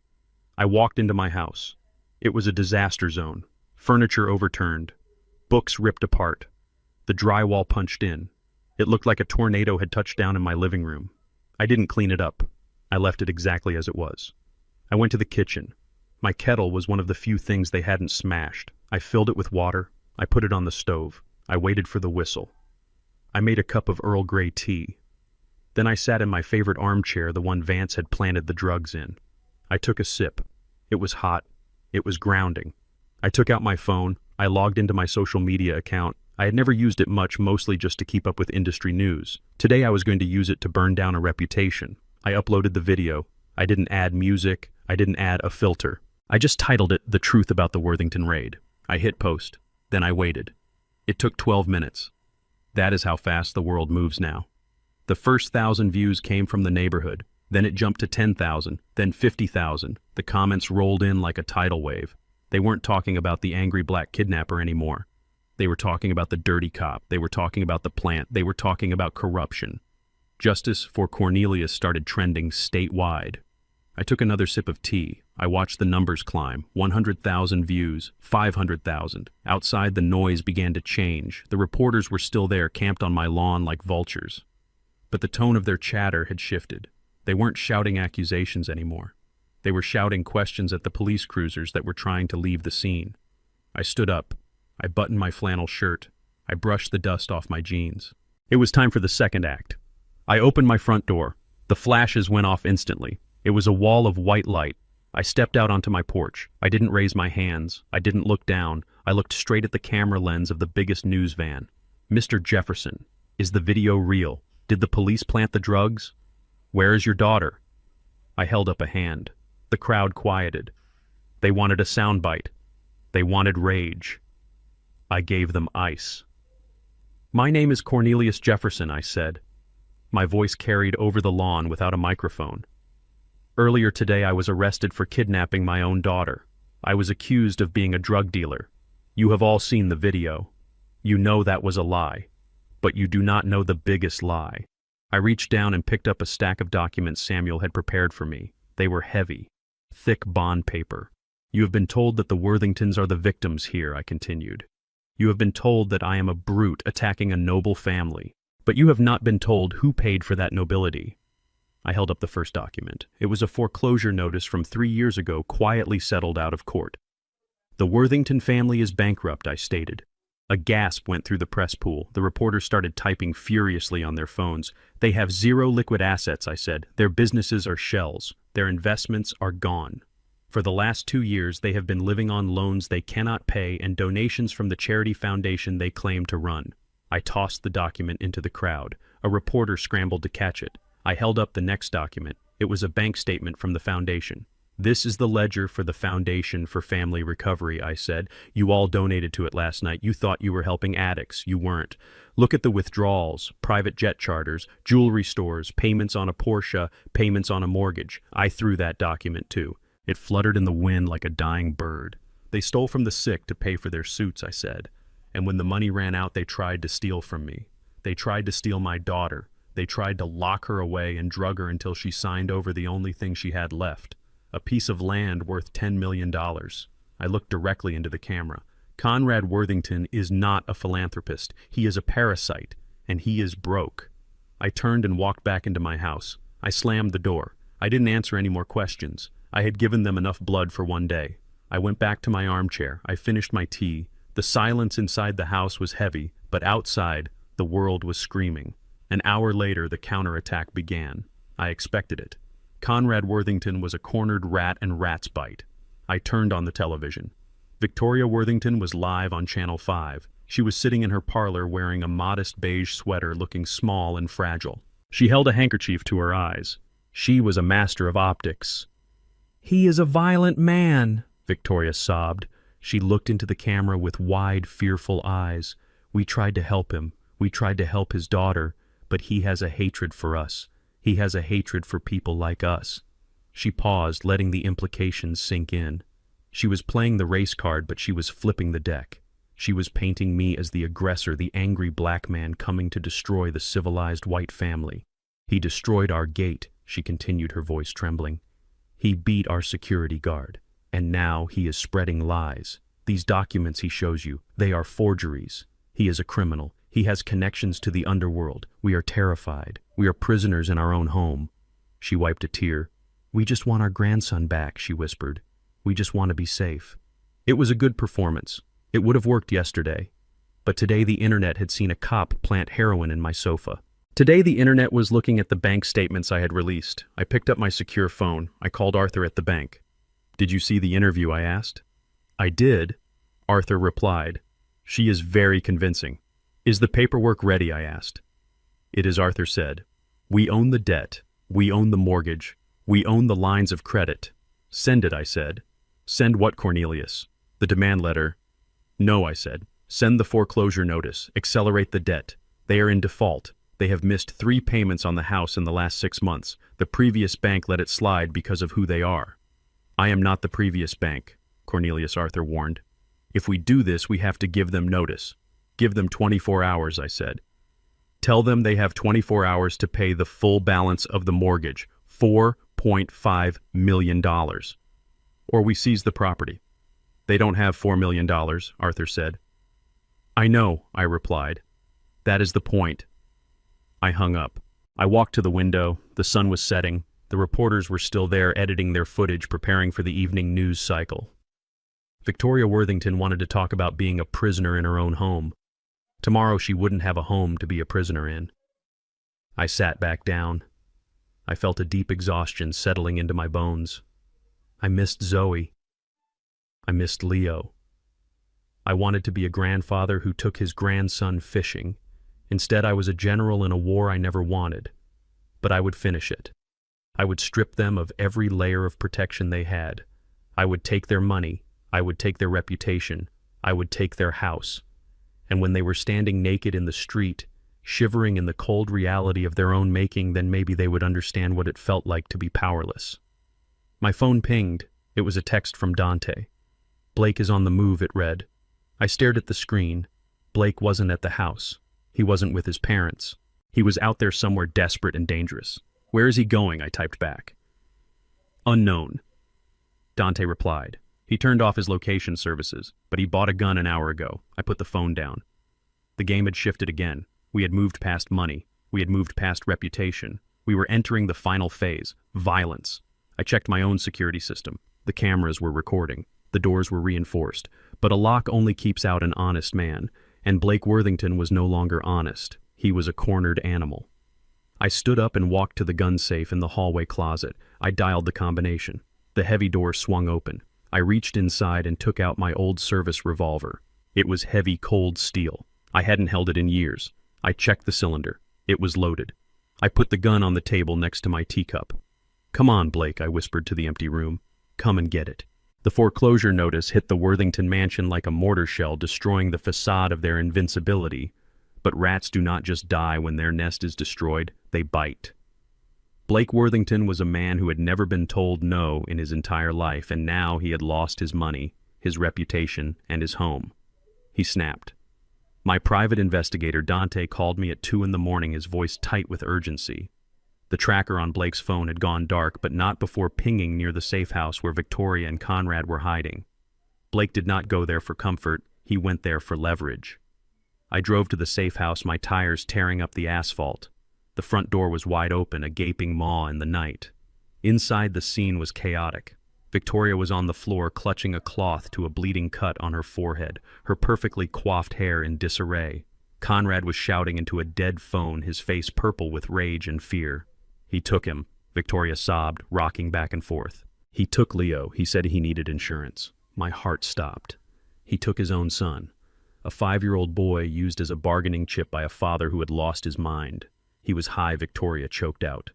I could smell the chemical sweat on him. He was crashing Cornelius. He was shaking. He had a gun. He took the silver sedan, the one the bank had not seized yet because it was leased under a shell company. I did not offer Victoria comfort. I did not offer Conrad help. I turned on my heel and walked out. My grandson was in the hands of a desperate addict with a gun, and every second I wasted listening to their whining was a second Leo was in danger. My phone rang at 3:15. The number was blocked. I answered it immediately, my hand gripping the phone so hard the plastic creaked. "Cornelius." Blake's voice was jagged, broken glass, wrapped in panic. "I know you can hear me. Where is he, Blake?" I asked, my voice the eye of the hurricane, calm and deadly. "He is right here," Blake said. "He is sleeping. For now." Then came the sound that haunts me still. A high-pitched, manic laugh that sounded wet and ugly. "I want $10 million, Cornelius. Cash. Unmarked bills. And I want a helicopter at the private airfield in 2 hours. Or Leo wakes up in a world of hurt." "You are digging a hole you cannot climb out of," I said, trying to keep him talking, trying to get a fix on his location. "I am already in the hole," he screamed, his voice cracking. "You put me here. You destroyed my life. You took my house. You took my money. Now you are going to pay for my exit ticket." I heard a small whimper in the background. "Daddy, I want to go home." "Shut up," Blake yelled away from the phone. "Do not hurt him, Blake," I said, my voice dropping an octave. "If you touch one hair on his head, there is no place on earth you can hide from me. 10 million. 2 hours. Or I start sending pieces." The line went dead. Conrad had followed me out to the driveway. He looked old suddenly, his arrogance stripped away by the reality of his son's madness. "Call the police," Conrad demanded, his hands shaking. "Call the FBI. We need a negotiator." "No," I said. "You own the police chief. You have dinner with the FBI director. If I call them, they will turn this into a siege. They will bring snipers. They will surround him. Blake is paranoid and high. If he sees a flashing light, he will kill Leo. He will not hesitate." "Then what are we going to do?" Conrad asked, his voice trembling with the first genuine fear I had ever seen in him. "We cannot just let him run." "I am going to handle it," I said. "My way." I walked away from the broken patriarch. I got into my truck. I did not turn on the ignition immediately. I sat in the dark, breathing in the scent of old leather and dust. I needed a plan that did not involve sirens. I needed an army that did not wear badges. I picked up my secure phone again. I did not call a banker. I did not call a lawyer. I called Big Mike. Big Mike was the head of the Tri-State Transport Union. He was a man I had worked with on the docks 40 years ago, a man whose pension fund I had personally saved when corporate vultures tried to raid it in the 90s. He owed me nothing, but he would give me everything. Cornelius Mike's voice rumbled like a diesel engine. "It is late. I need eyes, Mike," I said. "I need every set of eyes you have on the road. What are we looking for?" "Silver sedan, late model, license plate Bravo Lima 69er, driven by a desperate man, carrying a 5-year-old boy." Mike did not ask why. He did not ask for police reports. He knew that if I was calling at this hour, it was life or death. "Consider it done, brother." Within 10 minutes, the call went out. It was not on the police band. It was on the CB radios. It was on the encrypted dispatch channels of every trucking company, every construction crew, every sanitation fleet in the state. I had built this city, not just the buildings, but the networks. I had hired the men who poured the concrete. I had paid for the weddings of the women who drove the buses. I had stood on the picket lines when the strikes turned violent. They did not know me as the wealthy recluse Cornelius Jefferson. They knew me as the man who never bounced a check, the man who kept his word, the man who was one of them. The city woke up. Headlights flickered on in truck stops along the interstate. Delivery vans changed their routes to sweep secondary roads. Garbage trucks slowed down to scan alleyways and dead ends. Construction workers on the night shift climbed their cranes to scan the horizon. 20,000 pairs of eyes were looking for my grandson. Blake thought he was running through an empty night. He thought the roads were just asphalt and concrete. He did not realize he was running through a living web. A web built of loyalty and sweat and blood, and I was the spider in the center pulling the strings. I drove toward the city center, keeping my phone on the dashboard. I watched the reports roll in on the secure app Mike used for union business. Nothing on Route 9. Clear on the interstate. Nothing downtown. Then at 4 in the morning, the radio crackled. I got him, a voice said. It was deep and gravelly. Concrete mixer 42. He just passed me on the service road near the old industrial park. He is driving erratic. He is heading for the abandoned warehouses by the river. The industrial park, my old stomping grounds. I knew every inch of that place. I had poured the foundations for half those warehouses back in the 80s. It was a maze of rusted steel and broken concrete. A perfect place for a rat to hide. Do not engage, I ordered. Just keep eyes on him. Block the exits if you can, but do not let him see you. 10-4 mixer 42 out. I started the engine. My truck roared to life. I am coming, Leo, I whispered. I hung up the radio. I wasn't a grandfather anymore. I wasn't a businessman. I was a force of nature. And I was bringing the storm. I drove fast, but controlled. I knew the layout of the industrial park. There was only one way in and one way out unless you knew the service tunnels. Blake would corner himself. He would go to the biggest building, the old steel mill, thinking he could hold out there. As I drove, I thought about the man Blake had become. He was a product of a system that taught him he could buy his way out of anything. He thought money was power. He thought influence was power. He did not understand that real power comes from the people who build your world, the people who drive your roads, the people who fix your pipes. He had spent his life looking down on them. Now they were the ones hunting him. I turned off my headlights as I approached the industrial sector. I saw the silhouette of the concrete mixer blocking the north road. The driver flashed his lights once. I nodded. I pulled into the shadows of a dilapidated warehouse. I checked my revolver one last time. 6 rounds. No safety. I got out of the truck. The air smelled of rust and river water. It was quiet. Too quiet. Then I heard it, a child crying. It was faint, echoing off the metal walls of the old mill. Leo. I moved toward the sound. I moved like a ghost. I had spent years walking on active construction sites, learning to move without disturbing the dust. I reached the main doors of the mill. They were chained shut, but the side entrance was ajar. I slipped inside. The cavernous space was lit by a single work light Blake must have brought with him. He was pacing back and forth on the catwalk 20 feet above the concrete floor. He was shouting into his phone, probably trying to call his father again. Leo was sitting on the floor of the catwalk, his knees pulled to his chest. He was shaking. I stepped into the light. Blake, I said, my voice echoing through the vast empty space. He spun around, raising the gun. He looked wild. His eyes were wide and bloodshot, his hair matted with sweat. "Stay back!" he screamed. "I will shoot him, Cornelius. I swear to God I will do it." I stopped. I raised my hands slowly. "It is over, Blake," I said calmly. "The police are not coming. Your father is not coming. It is just us." "Where is my money?" he demanded, his gun wavering between me and Leo. "Where is my helicopter?" "There is no money," I said. "There never was." "You are broke, Blake. You have been broke for years." "Liar," he shrieked. "My father has millions." "Your father is leveraged to the hilt," I said, taking a slow step forward. "I own his debt. I own his house. I own this building we are standing in. There is nothing left, Blake. It is all gone." He staggered back as if I had hit him. The reality of his failure was finally piercing the drug-induced haze. "No," he whispered. "No. I am a Worthington." "You are a criminal," I said. "You killed a girl. You drugged your wife. You kidnapped your son. That is your legacy now." He looked at Leo. Then he looked at me. His face crumpled. "Then I have nothing to lose," he said, raising the gun to his own head. "No," I shouted, taking another step. But he didn't pull the trigger. He laughed. A low, sobbing laugh. "You want him," he said, pointing the gun back at Leo. "Come and get him." He grabbed Leo by the collar of his shirt and dragged him to the edge of the catwalk. The railing was rusted and broken. It was a 20-foot drop to the concrete. I froze. "Let him go, Blake." "You come up here," he said. "You come up here and trade places. You want to be the hero. Be the hero." I looked at the rusted stairs. I looked at my grandson's terrified face. "Okay," I said. "I am coming up."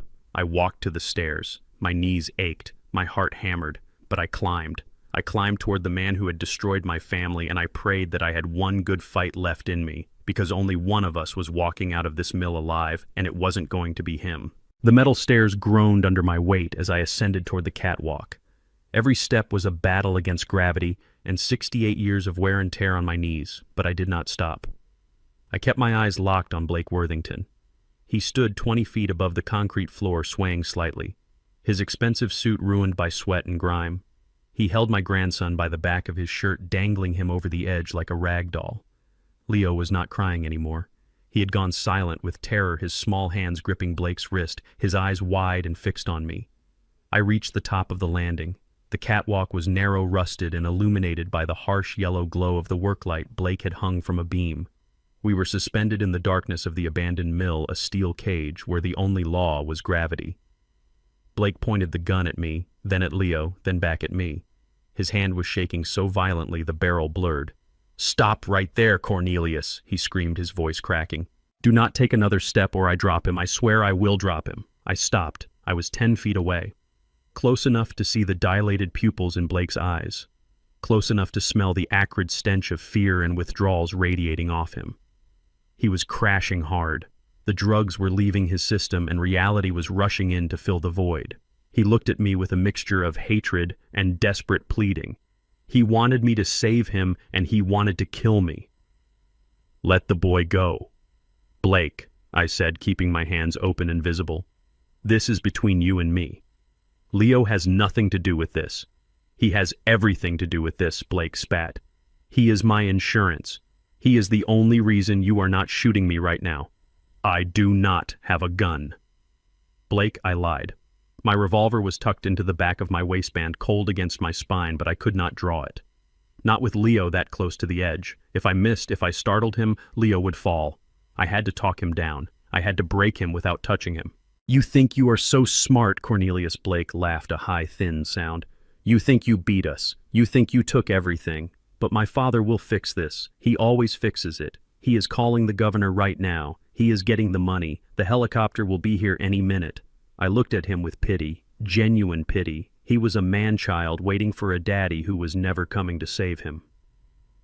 "Blake," I said, my voice low and steady. "Your father is not calling the governor." "Shut up," Blake yelled. "You do not know him. He is Conrad Worthington. He runs this state. Your father is at Teterboro Airport." "Blake," I said. "He filed a flight plan 30 minutes ago. Private charter to the Cayman Islands. One way." Blake froze. The gun lowered an inch. "Liar," he whispered. "He is not alone." I continued pressing the advantage. "Your mother is with him. They cleaned out the wall safe, Blake. They took the emergency cash. They took the diamonds. They left the house 20 minutes after you took Leo." "No," Blake said, shaking his head. "No, they wouldn't. We are a family. They are survivors, Blake," I said. And they looked at the board and realized you were the liability. They realized the murder charge was going to stick. They realized the fraud investigation was going to touch them. So they cut you loose. You are the sacrifice, Blake. You are the reason they are going to get away. I took a step forward. The metal grating clanged softly. "They left you here to take the fall," I said. "They are probably halfway to the Atlantic by now, drinking champagne and planning their press release about how their troubled son went rogue." Blake's face crumpled. the arrogance drained out of him, leaving only a terrified boy. "That is not true," he whimpered. "Call them. Call my mother." "I cannot call them, Blake," I said. "They turned their phones off. Try it." Blake looked at his phone lying on the floor of the catwalk where he had dropped it. He looked at me. He looked at Leo. The gun wavered. He was losing his grip on the situation. He needed to know. He needed to prove me wrong. "Pick it up," I said. "Call her. Ask her where she is." Blake slowly crouched down, dragging Leo with him. He never let go of the boy's shirt. He picked up the phone with his gun hand, fumbling with the screen. He put it to his ear. I watched his face. I saw the moment the call went to voicemail. I saw him redial. I saw the desperation mount. "Pick up," he muttered. "Mom, pick up. It is me. Please pick up." Nothing. Just the silence of the warehouse and the mechanical voice on the other end. I took another step. 8 feet. "She is not going to answer, Blake," I said softly. "She is gone. You are all alone." Blake dropped the phone. It clattered through the grate and fell 20 feet to the concrete below, shattering into pieces. He stared at the empty space where it had been. His world had just ended. The illusion of the Worthington dynasty, the safety net he had relied on for 35 years, had snapped. He looked up at me. His eyes were wet. "They left me," he whispered. "They actually left me." "They did," I said. "But I am here, and I am not leaving. Give me the boy, Blake. It is over." He looked at Leo. For a second I thought he was going to do it. I thought he was going to hand him over and surrender. I saw his muscles relax. I saw the gun point toward the floor. But then the madness snapped back. It wasn't the drugs this time. It was the despair. It was the realization that he was going to prison for the rest of his life, and that the people he worshipped had betrayed him. His face twisted into a mask of pure nihilistic rage. "If I am going down," he hissed, raising the gun again, "I am taking everything you love with me." He didn't point the gun at me. He pointed it at Leo's head. "No!" I shouted. Blake's finger tightened on the trigger. His eyes were wide, vacant, and deadly. He was going to do it. He was going to kill his own son just to hurt me. I did not think. I did not calculate. I just moved.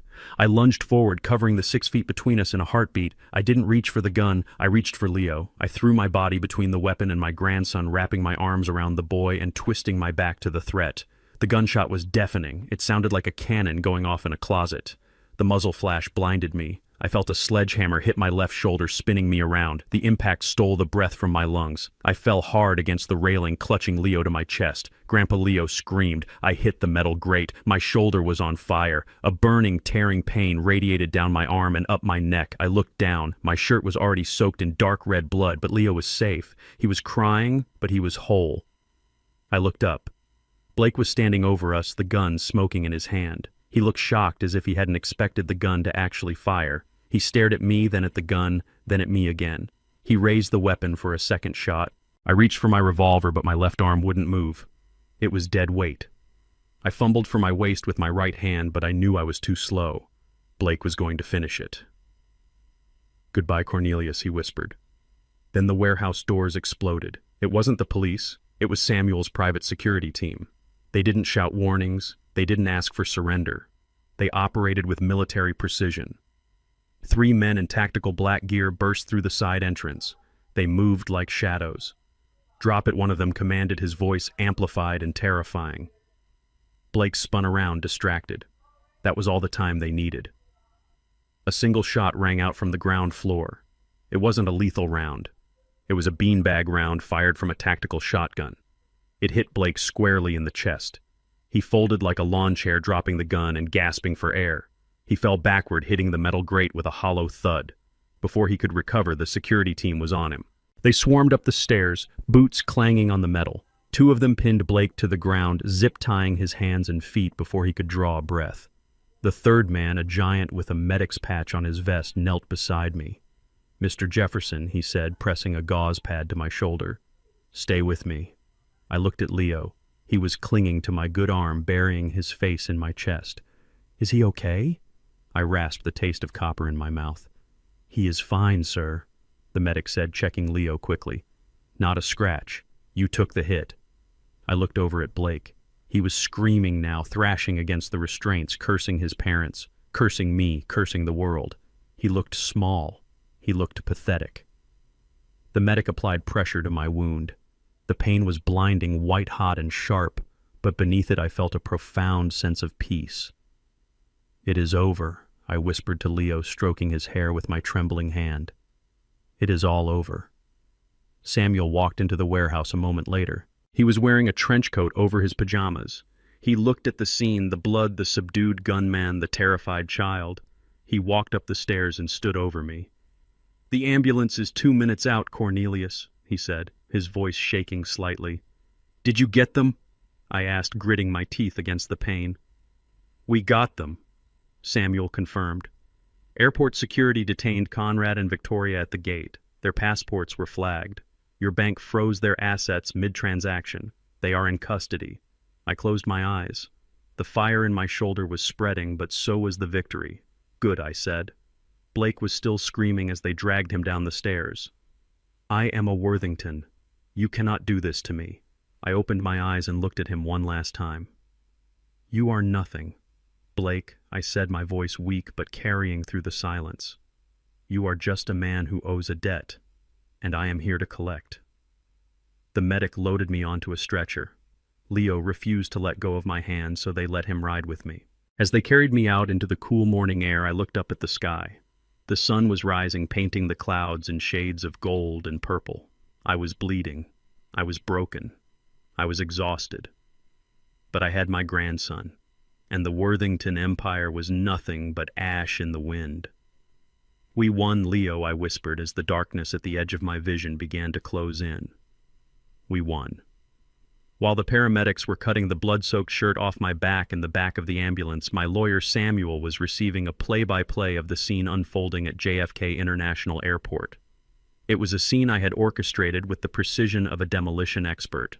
Conrad and Victoria Worthington were trying to flee the country. They had booked 2 first-class tickets to the Cayman Islands on a commercial flight because their private charter had been grounded by a lien I placed on the aircraft an hour earlier. They were standing at the check-in counter, surrounded by Louis Vuitton luggage, trying to look like a power couple going on a holiday rather than 2 fugitives running from the wreckage of their lives. According to the report, Conrad handed the ticket agent his platinum credit card with the air of a man who owns the airline. He was sweating, though. His eyes were darting around the terminal, looking for police, looking for creditors, looking for me. The agent swiped the card. She frowned. She swiped it again. I can imagine the look on Conrad's face when she looked up and said, "I am sorry, sir, but this card has been declined." Conrad must have laughed that nervous, high-pitched laugh of his. "Try it again," he would have demanded. "There is a mistake. I have a $1 million limit on that card." But there was no mistake. My bank had frozen every asset linked to his Social Security number. He produced another card. Declined. And another. Declined. Victoria began to hiss at him, her voice rising in panic, telling him to fix it, telling him not to embarrass her. People were starting to stare. The line behind them was growing restless. Finally, in a fit of desperation, Conrad pulled out a stack of cash from his briefcase. "Here," he shouted, throwing the bills on the counter. $5,000. Just give us the boarding passes." That was the mistake. Large cash transactions at an international terminal trigger protocols. The agent signaled security. Then came the passports. Conrad had paid a forger $10,000 for 2 expedited passports under false names. They were high-quality fakes, the kind that might fool a hotel clerk, but they do not fool the Department of Homeland Security database. The agent scanned them. A silent alarm tripped in the TSA office. Within seconds, 4 federal agents materialized from the crowd. They did not ask politely. They did not care about Conrad's golf handicap or Victoria's charity galas. They grabbed Conrad by the arms and slammed him against the ticket counter. Victoria screamed, claiming she was being assaulted, claiming she knew the governor, claiming they were making a terrible mistake. The entire terminal watched as the great Worthington matriarch was handcuffed, face pressed against the cold linoleum floor, her skirt hiked up, her dignity stripped away. They were dragged out screaming, leaving their expensive luggage spinning on the carousel. They didn't make the flight. They made the news. 12 hours later, I walked into the county detention center. My left arm was in a sling strapped tight against my chest. The bullet wound throbbed with a dull, heavy ache that radiated up my neck. but the pain kept me sharp. It reminded me why I was there. I had refused the strong painkillers. I wanted to be clear-headed. I wanted to remember every detail of this conversation. Samuel tried to stop me. He told me to go home and rest. He told me the lawyers would handle it. But this was personal. I needed to see her. I needed to look her in the eye one last time. The guard led me to the visitation room. It was a small concrete box divided by a thick pane of plexiglass. The air smelled of industrial cleaner and sweat. I sat down on the metal stool, my bones protesting the hard surface. A moment later, the door on the other side opened. Victoria walked in. She was wearing an orange jumpsuit that hung loosely on her frame. Her hair, usually sprayed into a helmet of perfection, was flat and greasy. Her makeup was gone, revealing the lines of age and bitterness etched into her face. But her eyes were the same. They were cold, hard, and filled with a venomous arrogance that even a jail cell could not extinguish. She sat down. She looked at my sling. She looked at my face. She did not look ashamed. She looked furious. "You look terrible, Cornelius," she said, her voice tinny through the speaker. "I hope it hurts." "It hurts less than losing a child," I replied, my voice steady. "You should know. You threw yours to the wolves to save yourself." She scoffed. She leaned forward, her breath fogging the glass. "You think you have won, don't you? You think because you have some money and some dirty connections you can destroy us? You are a fool. This is a misunderstanding. Conrad is making calls right now. We have friends in Washington. We have friends in the State House. By tomorrow morning we will be out on bail, and you will be facing a lawsuit for malicious prosecution that will bankrupt you." She truly believed it. She lived in a bubble of privilege so thick she could not see the walls closing in. She thought the rules simply did not apply to people with her last name. "There is no bail, Victoria," I said. The judge denied it. "Flight risk. You were caught with fake passports and $10,000 in cash. You aren't going home." She laughed, a sharp, jagged sound. "A technicality. Our lawyers will crush it." "You have nothing on us, Cornelius." Blake went crazy. "That is tragic, yes, but it has nothing to do with us. We were victims of a disturbed son. We tried to get him help. That is why we sent Zoe to rehab. We are the good guys here. You are just a thug who got lucky." I stared at her. I marveled at the absolute moral vacuum of her soul. She was ready to bury her son to save her reputation. She was ready to rewrite history while sitting in a cage. "You really don't get it, do you?" I asked quietly. "You think this is about Blake. You think this is about the kidnapping. It is about whatever you framed us for," she spat. I reached into my bag with my good hand. I pulled out a thick red folder. Samuel had compiled it overnight, working with a team of forensic accountants and investigators who owed me favors. It was heavy. It landed on the metal ledge with a solid thud. I opened it and pressed the first page against the glass. "Do you recognize this, Victoria?" I asked. She squinted. It was a bank transfer record. A wire transfer from a construction firm to a shell company registered in her name, dated 15 years ago. "I don't know what that is," she said, dismissing it. "It is a bribe, Victoria," I explained. $50,000 paid to your husband when he was a judge to dismiss a negligence lawsuit against a developer who used substandard concrete. A building collapsed 2 years later. 3 people died. Conrad bought a boat the next week." She paled slightly but kept her chin up. "You cannot prove that." I turned the page. "Here is another one," I said, and another. 20 years of bribes, Victoria. 20 years of selling justice to the highest bidder. Conrad didn't make his money investing. He made it by keeping criminals out of jail and putting innocent people in. We have the ledgers, we have the emails, we have the witness statements from the bagman who delivered the cash. Her hands started to tremble. She clasped them together, trying to hide it. "That is Conrad's business," she whispered. "I knew nothing about it. I am just a wife." I turned to the next section. This one was marked, "The Foundation." "And this is your business," I said. "The Foundation for Family Recovery. A beautiful charity. You raised millions over the last decade. But look at the disbursements, Victoria. Look where the money went." I pressed a spreadsheet against the glass.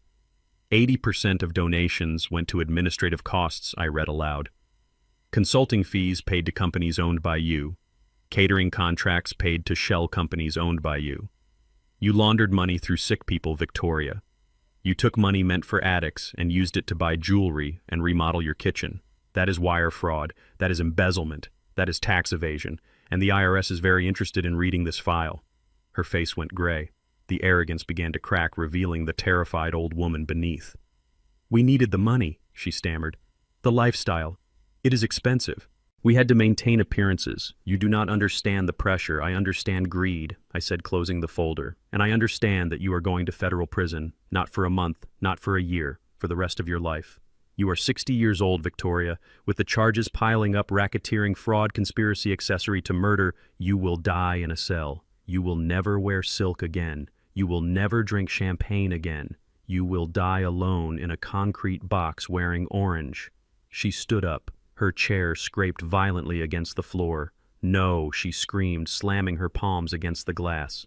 "You cannot do this. We are the Worthingtons. We are pillars of this community. You are termites," I said, standing up slowly, wincing as my shoulder protested. "You ate away at everything good until the whole house collapsed." I looked at her. Tears were streaming down her face now, black streaks of cheap mascara running down her cheeks. She looked at the folder, then she looked at me. She realized there was no way out. She realized her friends in Washington wouldn't touch her now. She realized she was toxic. "Cornelius, please," she begged, her voice breaking. "Please. I will give you anything. I will sign whatever you want. Just don't give that to the prosecutor. We can make a deal." I picked up the folder. "I don't want your money, Victoria," I said. "I already have it. I don't want your house. I already own it. There is no deal. This is the bill coming due." I turned my back on her. "Cornelius, wait," she shrieked, pounding on the glass. "Wait. I am a grandmother. Think of Leo." I stopped. I turned my head slightly. "I am thinking of Leo," I said. "That is why I am making sure he never sees you again." I walked out of the room. Behind me, I heard her screaming my name. I heard her cursing. I heard her sobbing. It sounded like music. It sounded like justice. I walked down the long gray corridor, past the guards, past the other visitors. My shoulder hurt like hell, but my heart felt lighter than it had in years. The empire was dead. The queen was dethroned. Now all that was left was to protect what remained of my family and build something new from the ashes. I walked out into the sunlight, ready for the final act. The courtroom smelled of lemon polish and old lies. I sat in the front row, directly behind my daughter, my arm still in a sling, the bullet wound, throbbing a dull rhythm against my ribs. The pain kept me focused. It reminded me that this was not a television drama. This was a street fight fought with motions and objections instead of fists and bricks. Blake Worthington sat at the defense table. He looked small. The arrogance that used to radiate off him like heat from a sidewalk was gone, replaced by the twitchy desperation of a junkie going cold turkey in a county lockup. He wore a suit that was 2 sizes too big now that he had lost 20 pounds in detention, but he still had that sneer. The sneer that said he believed his last name was a get-out-of-jail-free card. His lawyer was a man named Preston, a shark, in a $3,000 pinstripe suit, who specialized in getting rich boys out of trouble. Preston was currently pacing in front of the jury box, painting a picture of my daughter that made my hands clench into fists. "Ladies and gentlemen," Preston said, his voice smooth as oil, "we are here today to determine the fate of a 5-year-old boy. The prosecution wants you to believe that Blake Worthington is a monster. But look at the facts. Who is the one with the documented history of mental instability? Who is the one who was admitted to a rehab facility for severe opioid addiction just 2 weeks ago? Who is the one with no job, no home, and no assets?" He pointed a manicured finger at Zoe. "It is Zoe Jefferson," he declared. "She is a woman on the edge. A woman who hallucinated a hit-and-run accident to cover up her own drug use. A woman who allowed her violent father to kidnap her from a medical facility.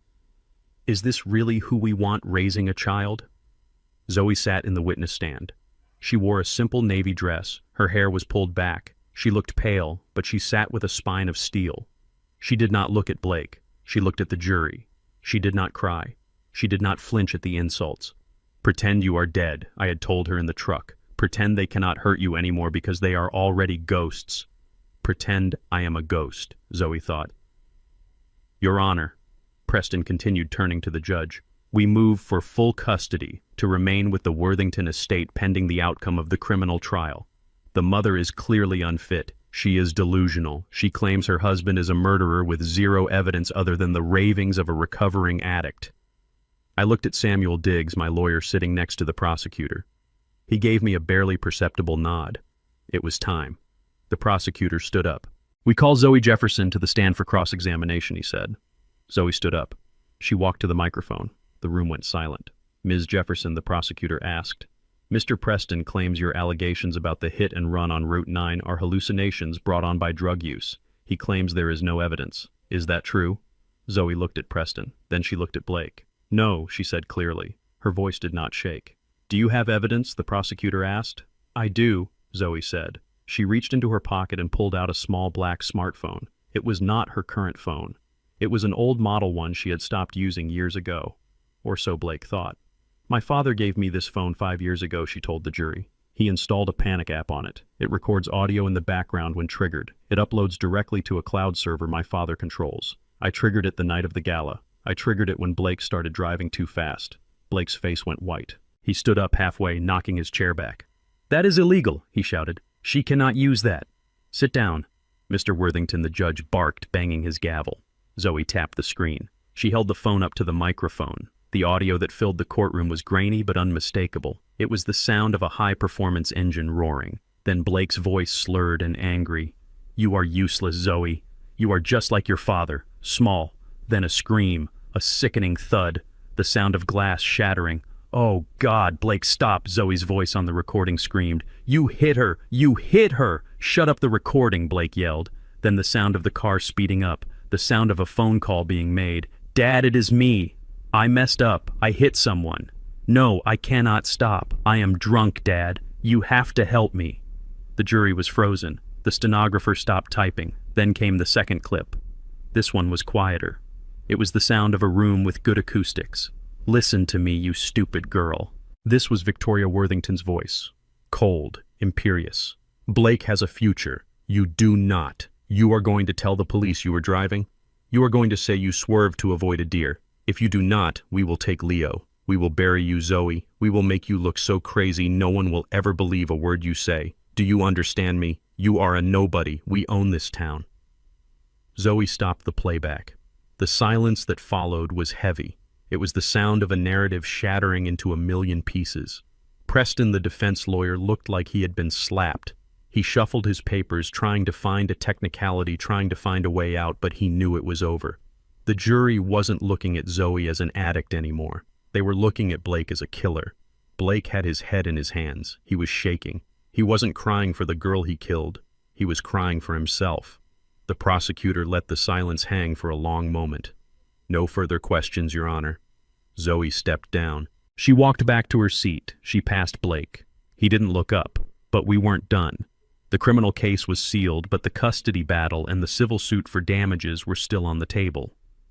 Preston wasn't ready to give up completely. He stood up, straightening his jacket, trying to salvage some dignity for his client. "Your Honor," Preston said, his voice strained.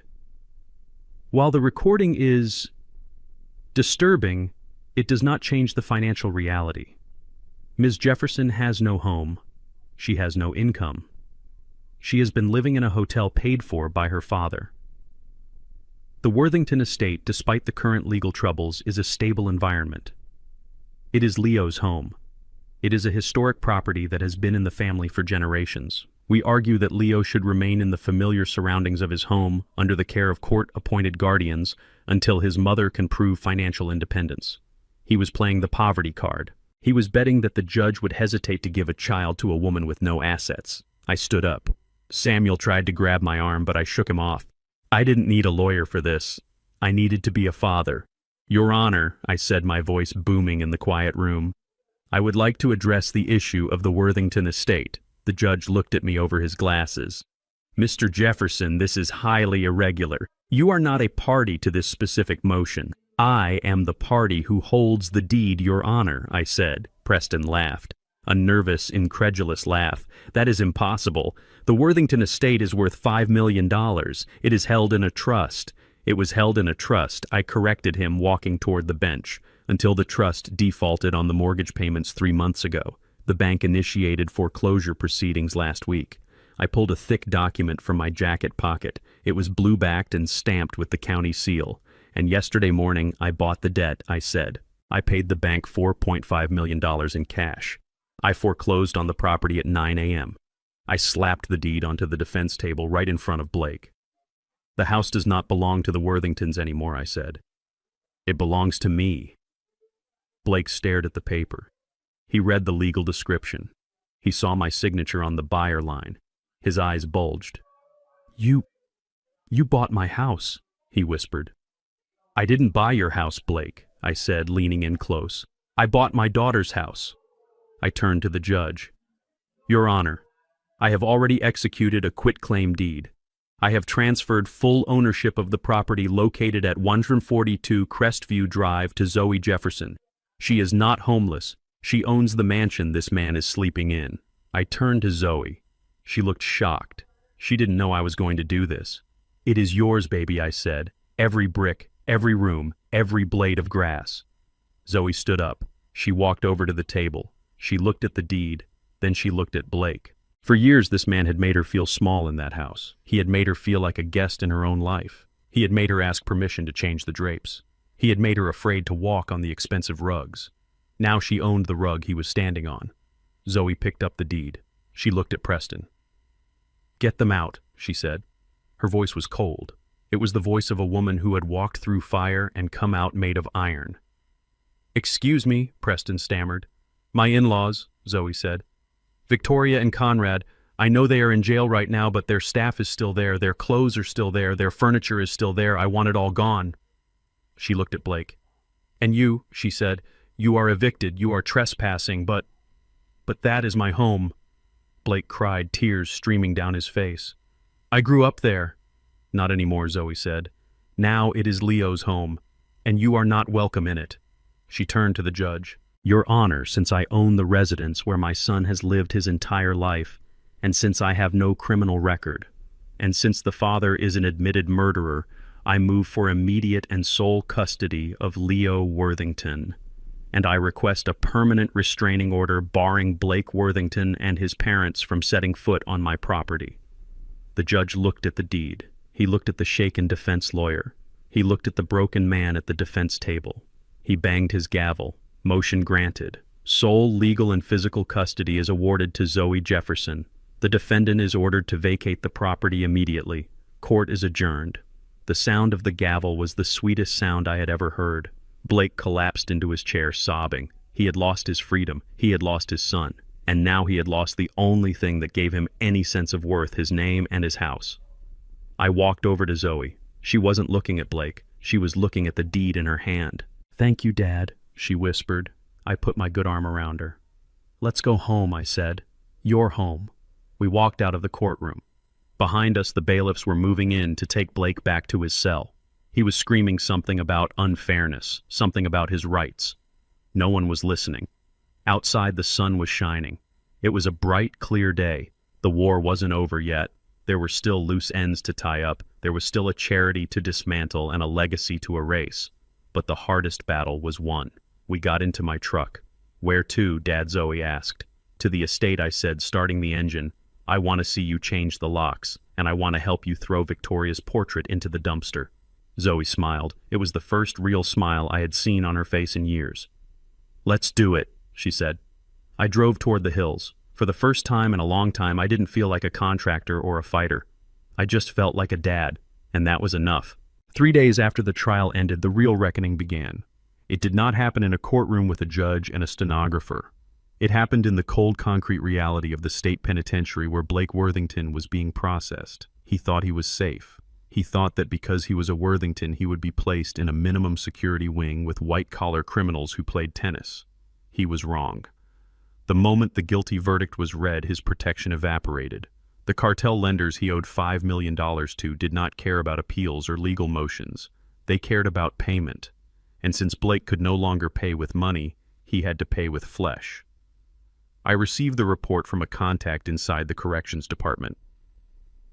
Blake had been in general population for less than 6 hours when it happened. He was cornered in the shower block. There were no cameras there. 3 men approached him. They did not have shivs.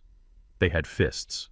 They delivered a message from the investors Blake had defrauded. They broke his ribs. They broke his nose. They shattered his orbital socket. When the guards found him, he was curled in a fetal position, sobbing not for his lawyer but for his mother. He was moved to protective custody in the infirmary, but the damage was done. The word was out.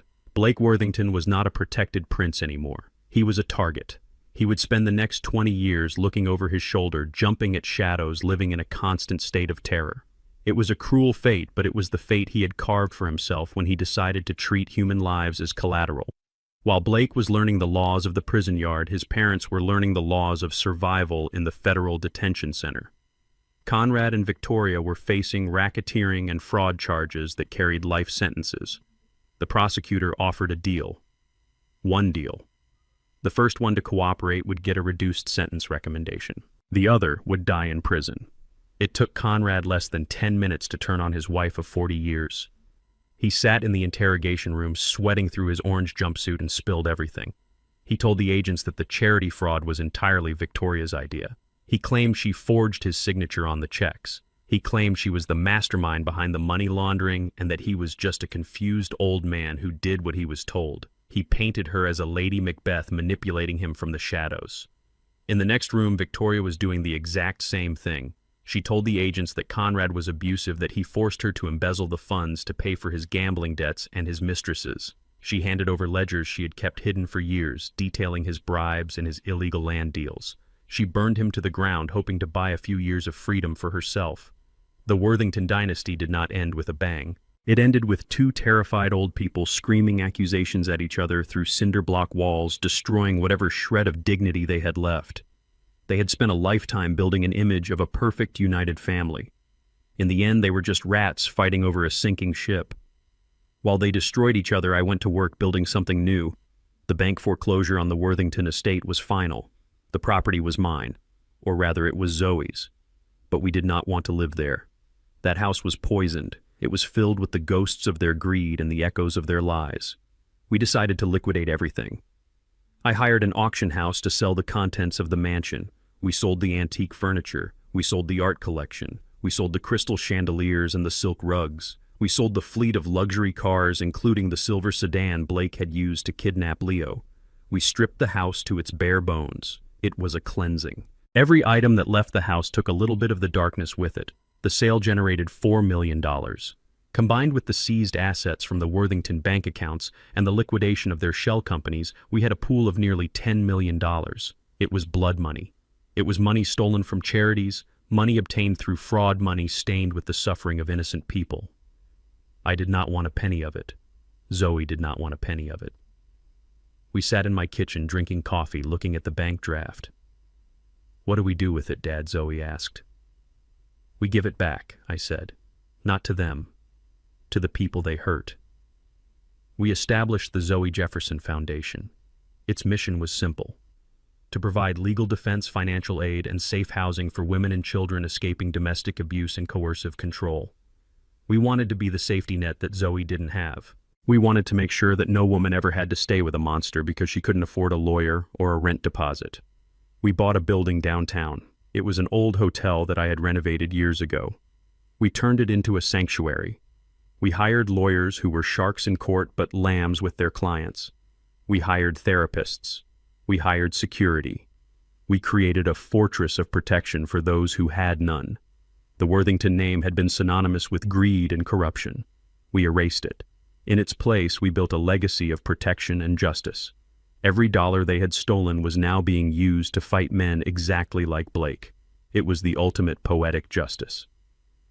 A week after the foundation opened, I made one final stop. I drove to a small medical clinic on the outskirts of the city. It was a modest brick building with a peeling sign. This was the office of Dr. Evans. He was the private doctor I had called the night I rescued Zoe from the rehab center. He was the man who had come to the hotel suite at 2 a.m, who had set up a drip to flush the sedatives from her system, who had monitored her vitals for 3 days without sleep. He had refused payment that night. He had told me he was just doing his duty. He had risked his medical license to treat a patient off the books because he saw a father who was desperate to save his child. He was the antithesis of Dr. Thorne and the corrupt medical system the Worthingtons had exploited. I walked into his waiting room. It was crowded with people who looked tired and worn down. This was a clinic for the working poor, for people without insurance. Dr. Evans was standing at the reception desk reviewing a chart. He looked exhausted. "Dr. Evans," I said. He looked up. A smile touched his tired eyes. "Mr. Jefferson, how is Zoe?" "She is healing," I said. "She is strong." "I am glad to hear that," he said. "What can I do for you?" "You already did it," I said. "You saved her life. You gave us the time we needed to clear her head so she could testify. Without you, none of this would have happened." I reached into my pocket and pulled out an envelope. "The foundation we started," I said. "It needs a medical director. Someone who understands that medicine is about healing, not billing. Someone who isn't afraid to stand up to power." I handed him the envelope. Inside was a contract. It offered a salary triple what he was making now and a grant of $2 million to upgrade his clinic and subsidize care for his patients. "We want to partner with you," I said. "We want to send the women and children we help to you. We want to make sure they get the best care regardless of their ability to pay." Dr. Evans opened the envelope. He read the contract. His hands started to shake. He looked at the waiting room full of people he struggled to help every day. He looked at me. There were tears in his eyes. "Cornelius," he said, his voice thick with emotion. This changes everything." "It is just money, Doc," I said, clapping a hand on his shoulder. "It is only good if you do something good with it. You helped me when I had nothing but a prayer. Now let me help you." He shook my hand. His grip was firm and honest. "Thank you," he whispered. I walked out of the clinic and into the sunshine. The air felt cleaner. The weight on my chest, the one I had carried since that phone call at 3 a.m., was finally gone. I had dismantled an empire of lies. I had punished the guilty. I had protected the innocent. And I had paid my debts. I got into my truck. I checked the time. It was almost 3 o'clock. Leo would be getting out of his new school soon. A public school where the kids didn't care about last names. I needed to be there. I needed to be a grandfather. I started the engine and drove away, leaving the past in the rearview mirror where it belonged. The war was over. It was time to live. 1 year later, the view from the 40th floor of the Jefferson Logistics Tower was breathtaking. The city stretched out below a grid of lights and concrete that I had helped build. But I wasn't the one sitting in the CEO's chair. Zoe was. I stood by the window watching her lead the board meeting. She was wearing a tailored cream suit, her hair cut in a sharp professional bob. She did not look like the broken girl I had carried out of that rehab center. She looked like a queen. She was reviewing the quarterly projections for our new affordable housing initiative, pointing out inefficiencies with a laser focus that reminded me so much of her mother.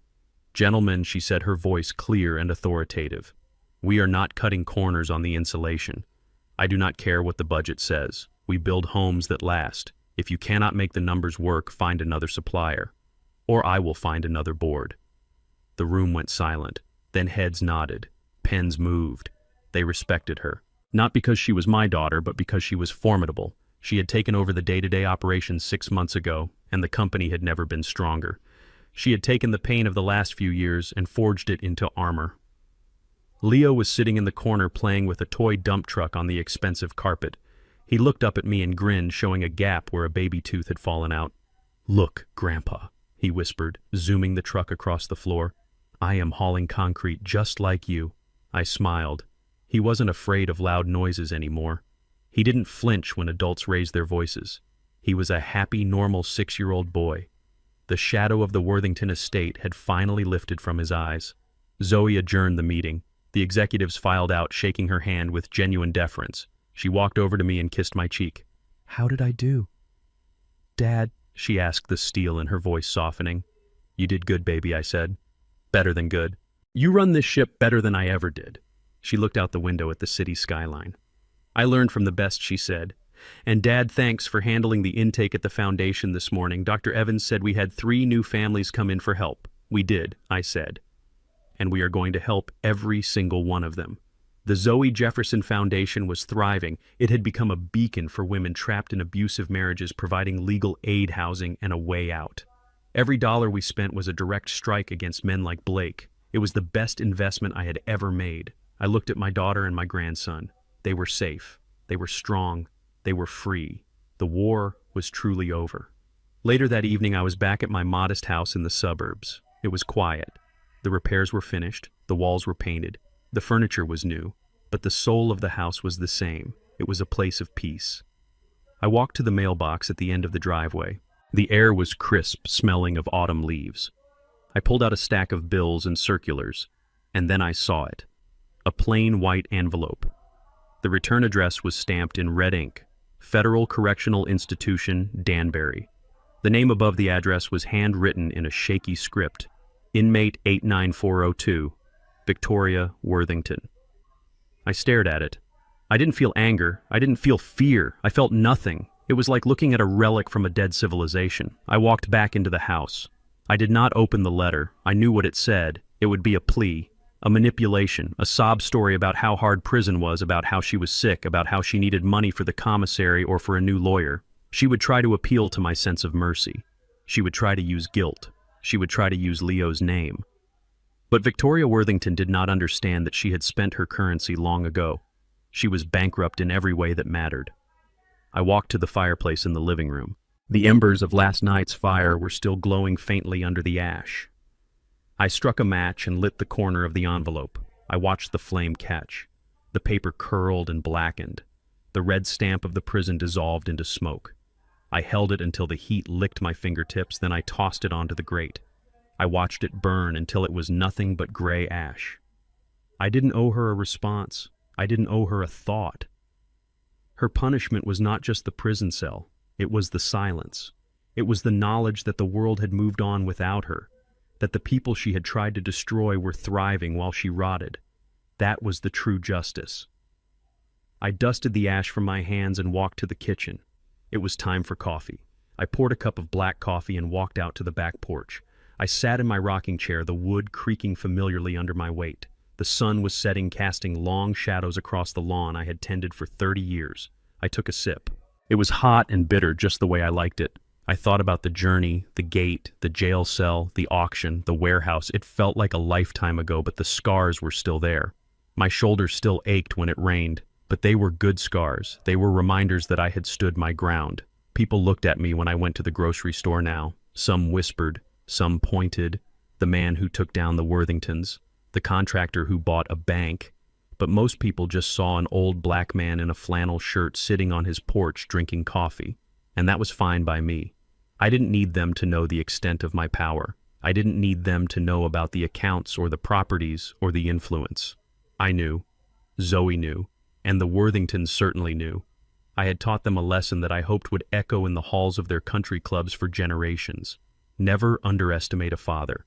Never assume that a man is weak because he is quiet. Never assume that a man is poor because he is humble. And never ever touch his family. I looked at the house next door where a young couple was moving in. They waved at me. I waved back. I was just Cornelius. I was a neighbor. I was a grandfather. But if the devil ever came knocking at my door again, if anyone ever tried to hurt the people I loved, they would find out that the old contractor still had plenty of fight left in him. I took another sip of coffee and watched the stars come out. The world was right. My daughter was a queen. My grandson was a child again. And the monsters were in cages. It was a good night. And tomorrow, I had a garden to tend. Lesson learned. I learned that true power doesn't need to shout. The Worthingtons built their empire on the perception of wealth, but it was hollow. I built mine on concrete loyalty and silence. They mistook my humility for poverty and my patience for weakness. That was their fatal error. Never let anyone define your worth by your zip code or the clothes on your back. Dignity cannot be bought. It must be earned through action. And remember, the most dangerous person in the room is often the one who has nothing to prove to the world, but everything to protect for his family. Call to action. Did you enjoy this story of justice? Let me know which city you are listening from in the comments below. If you liked the video, please hit like and subscribe to the channel for more stories like this. See you in the next life story.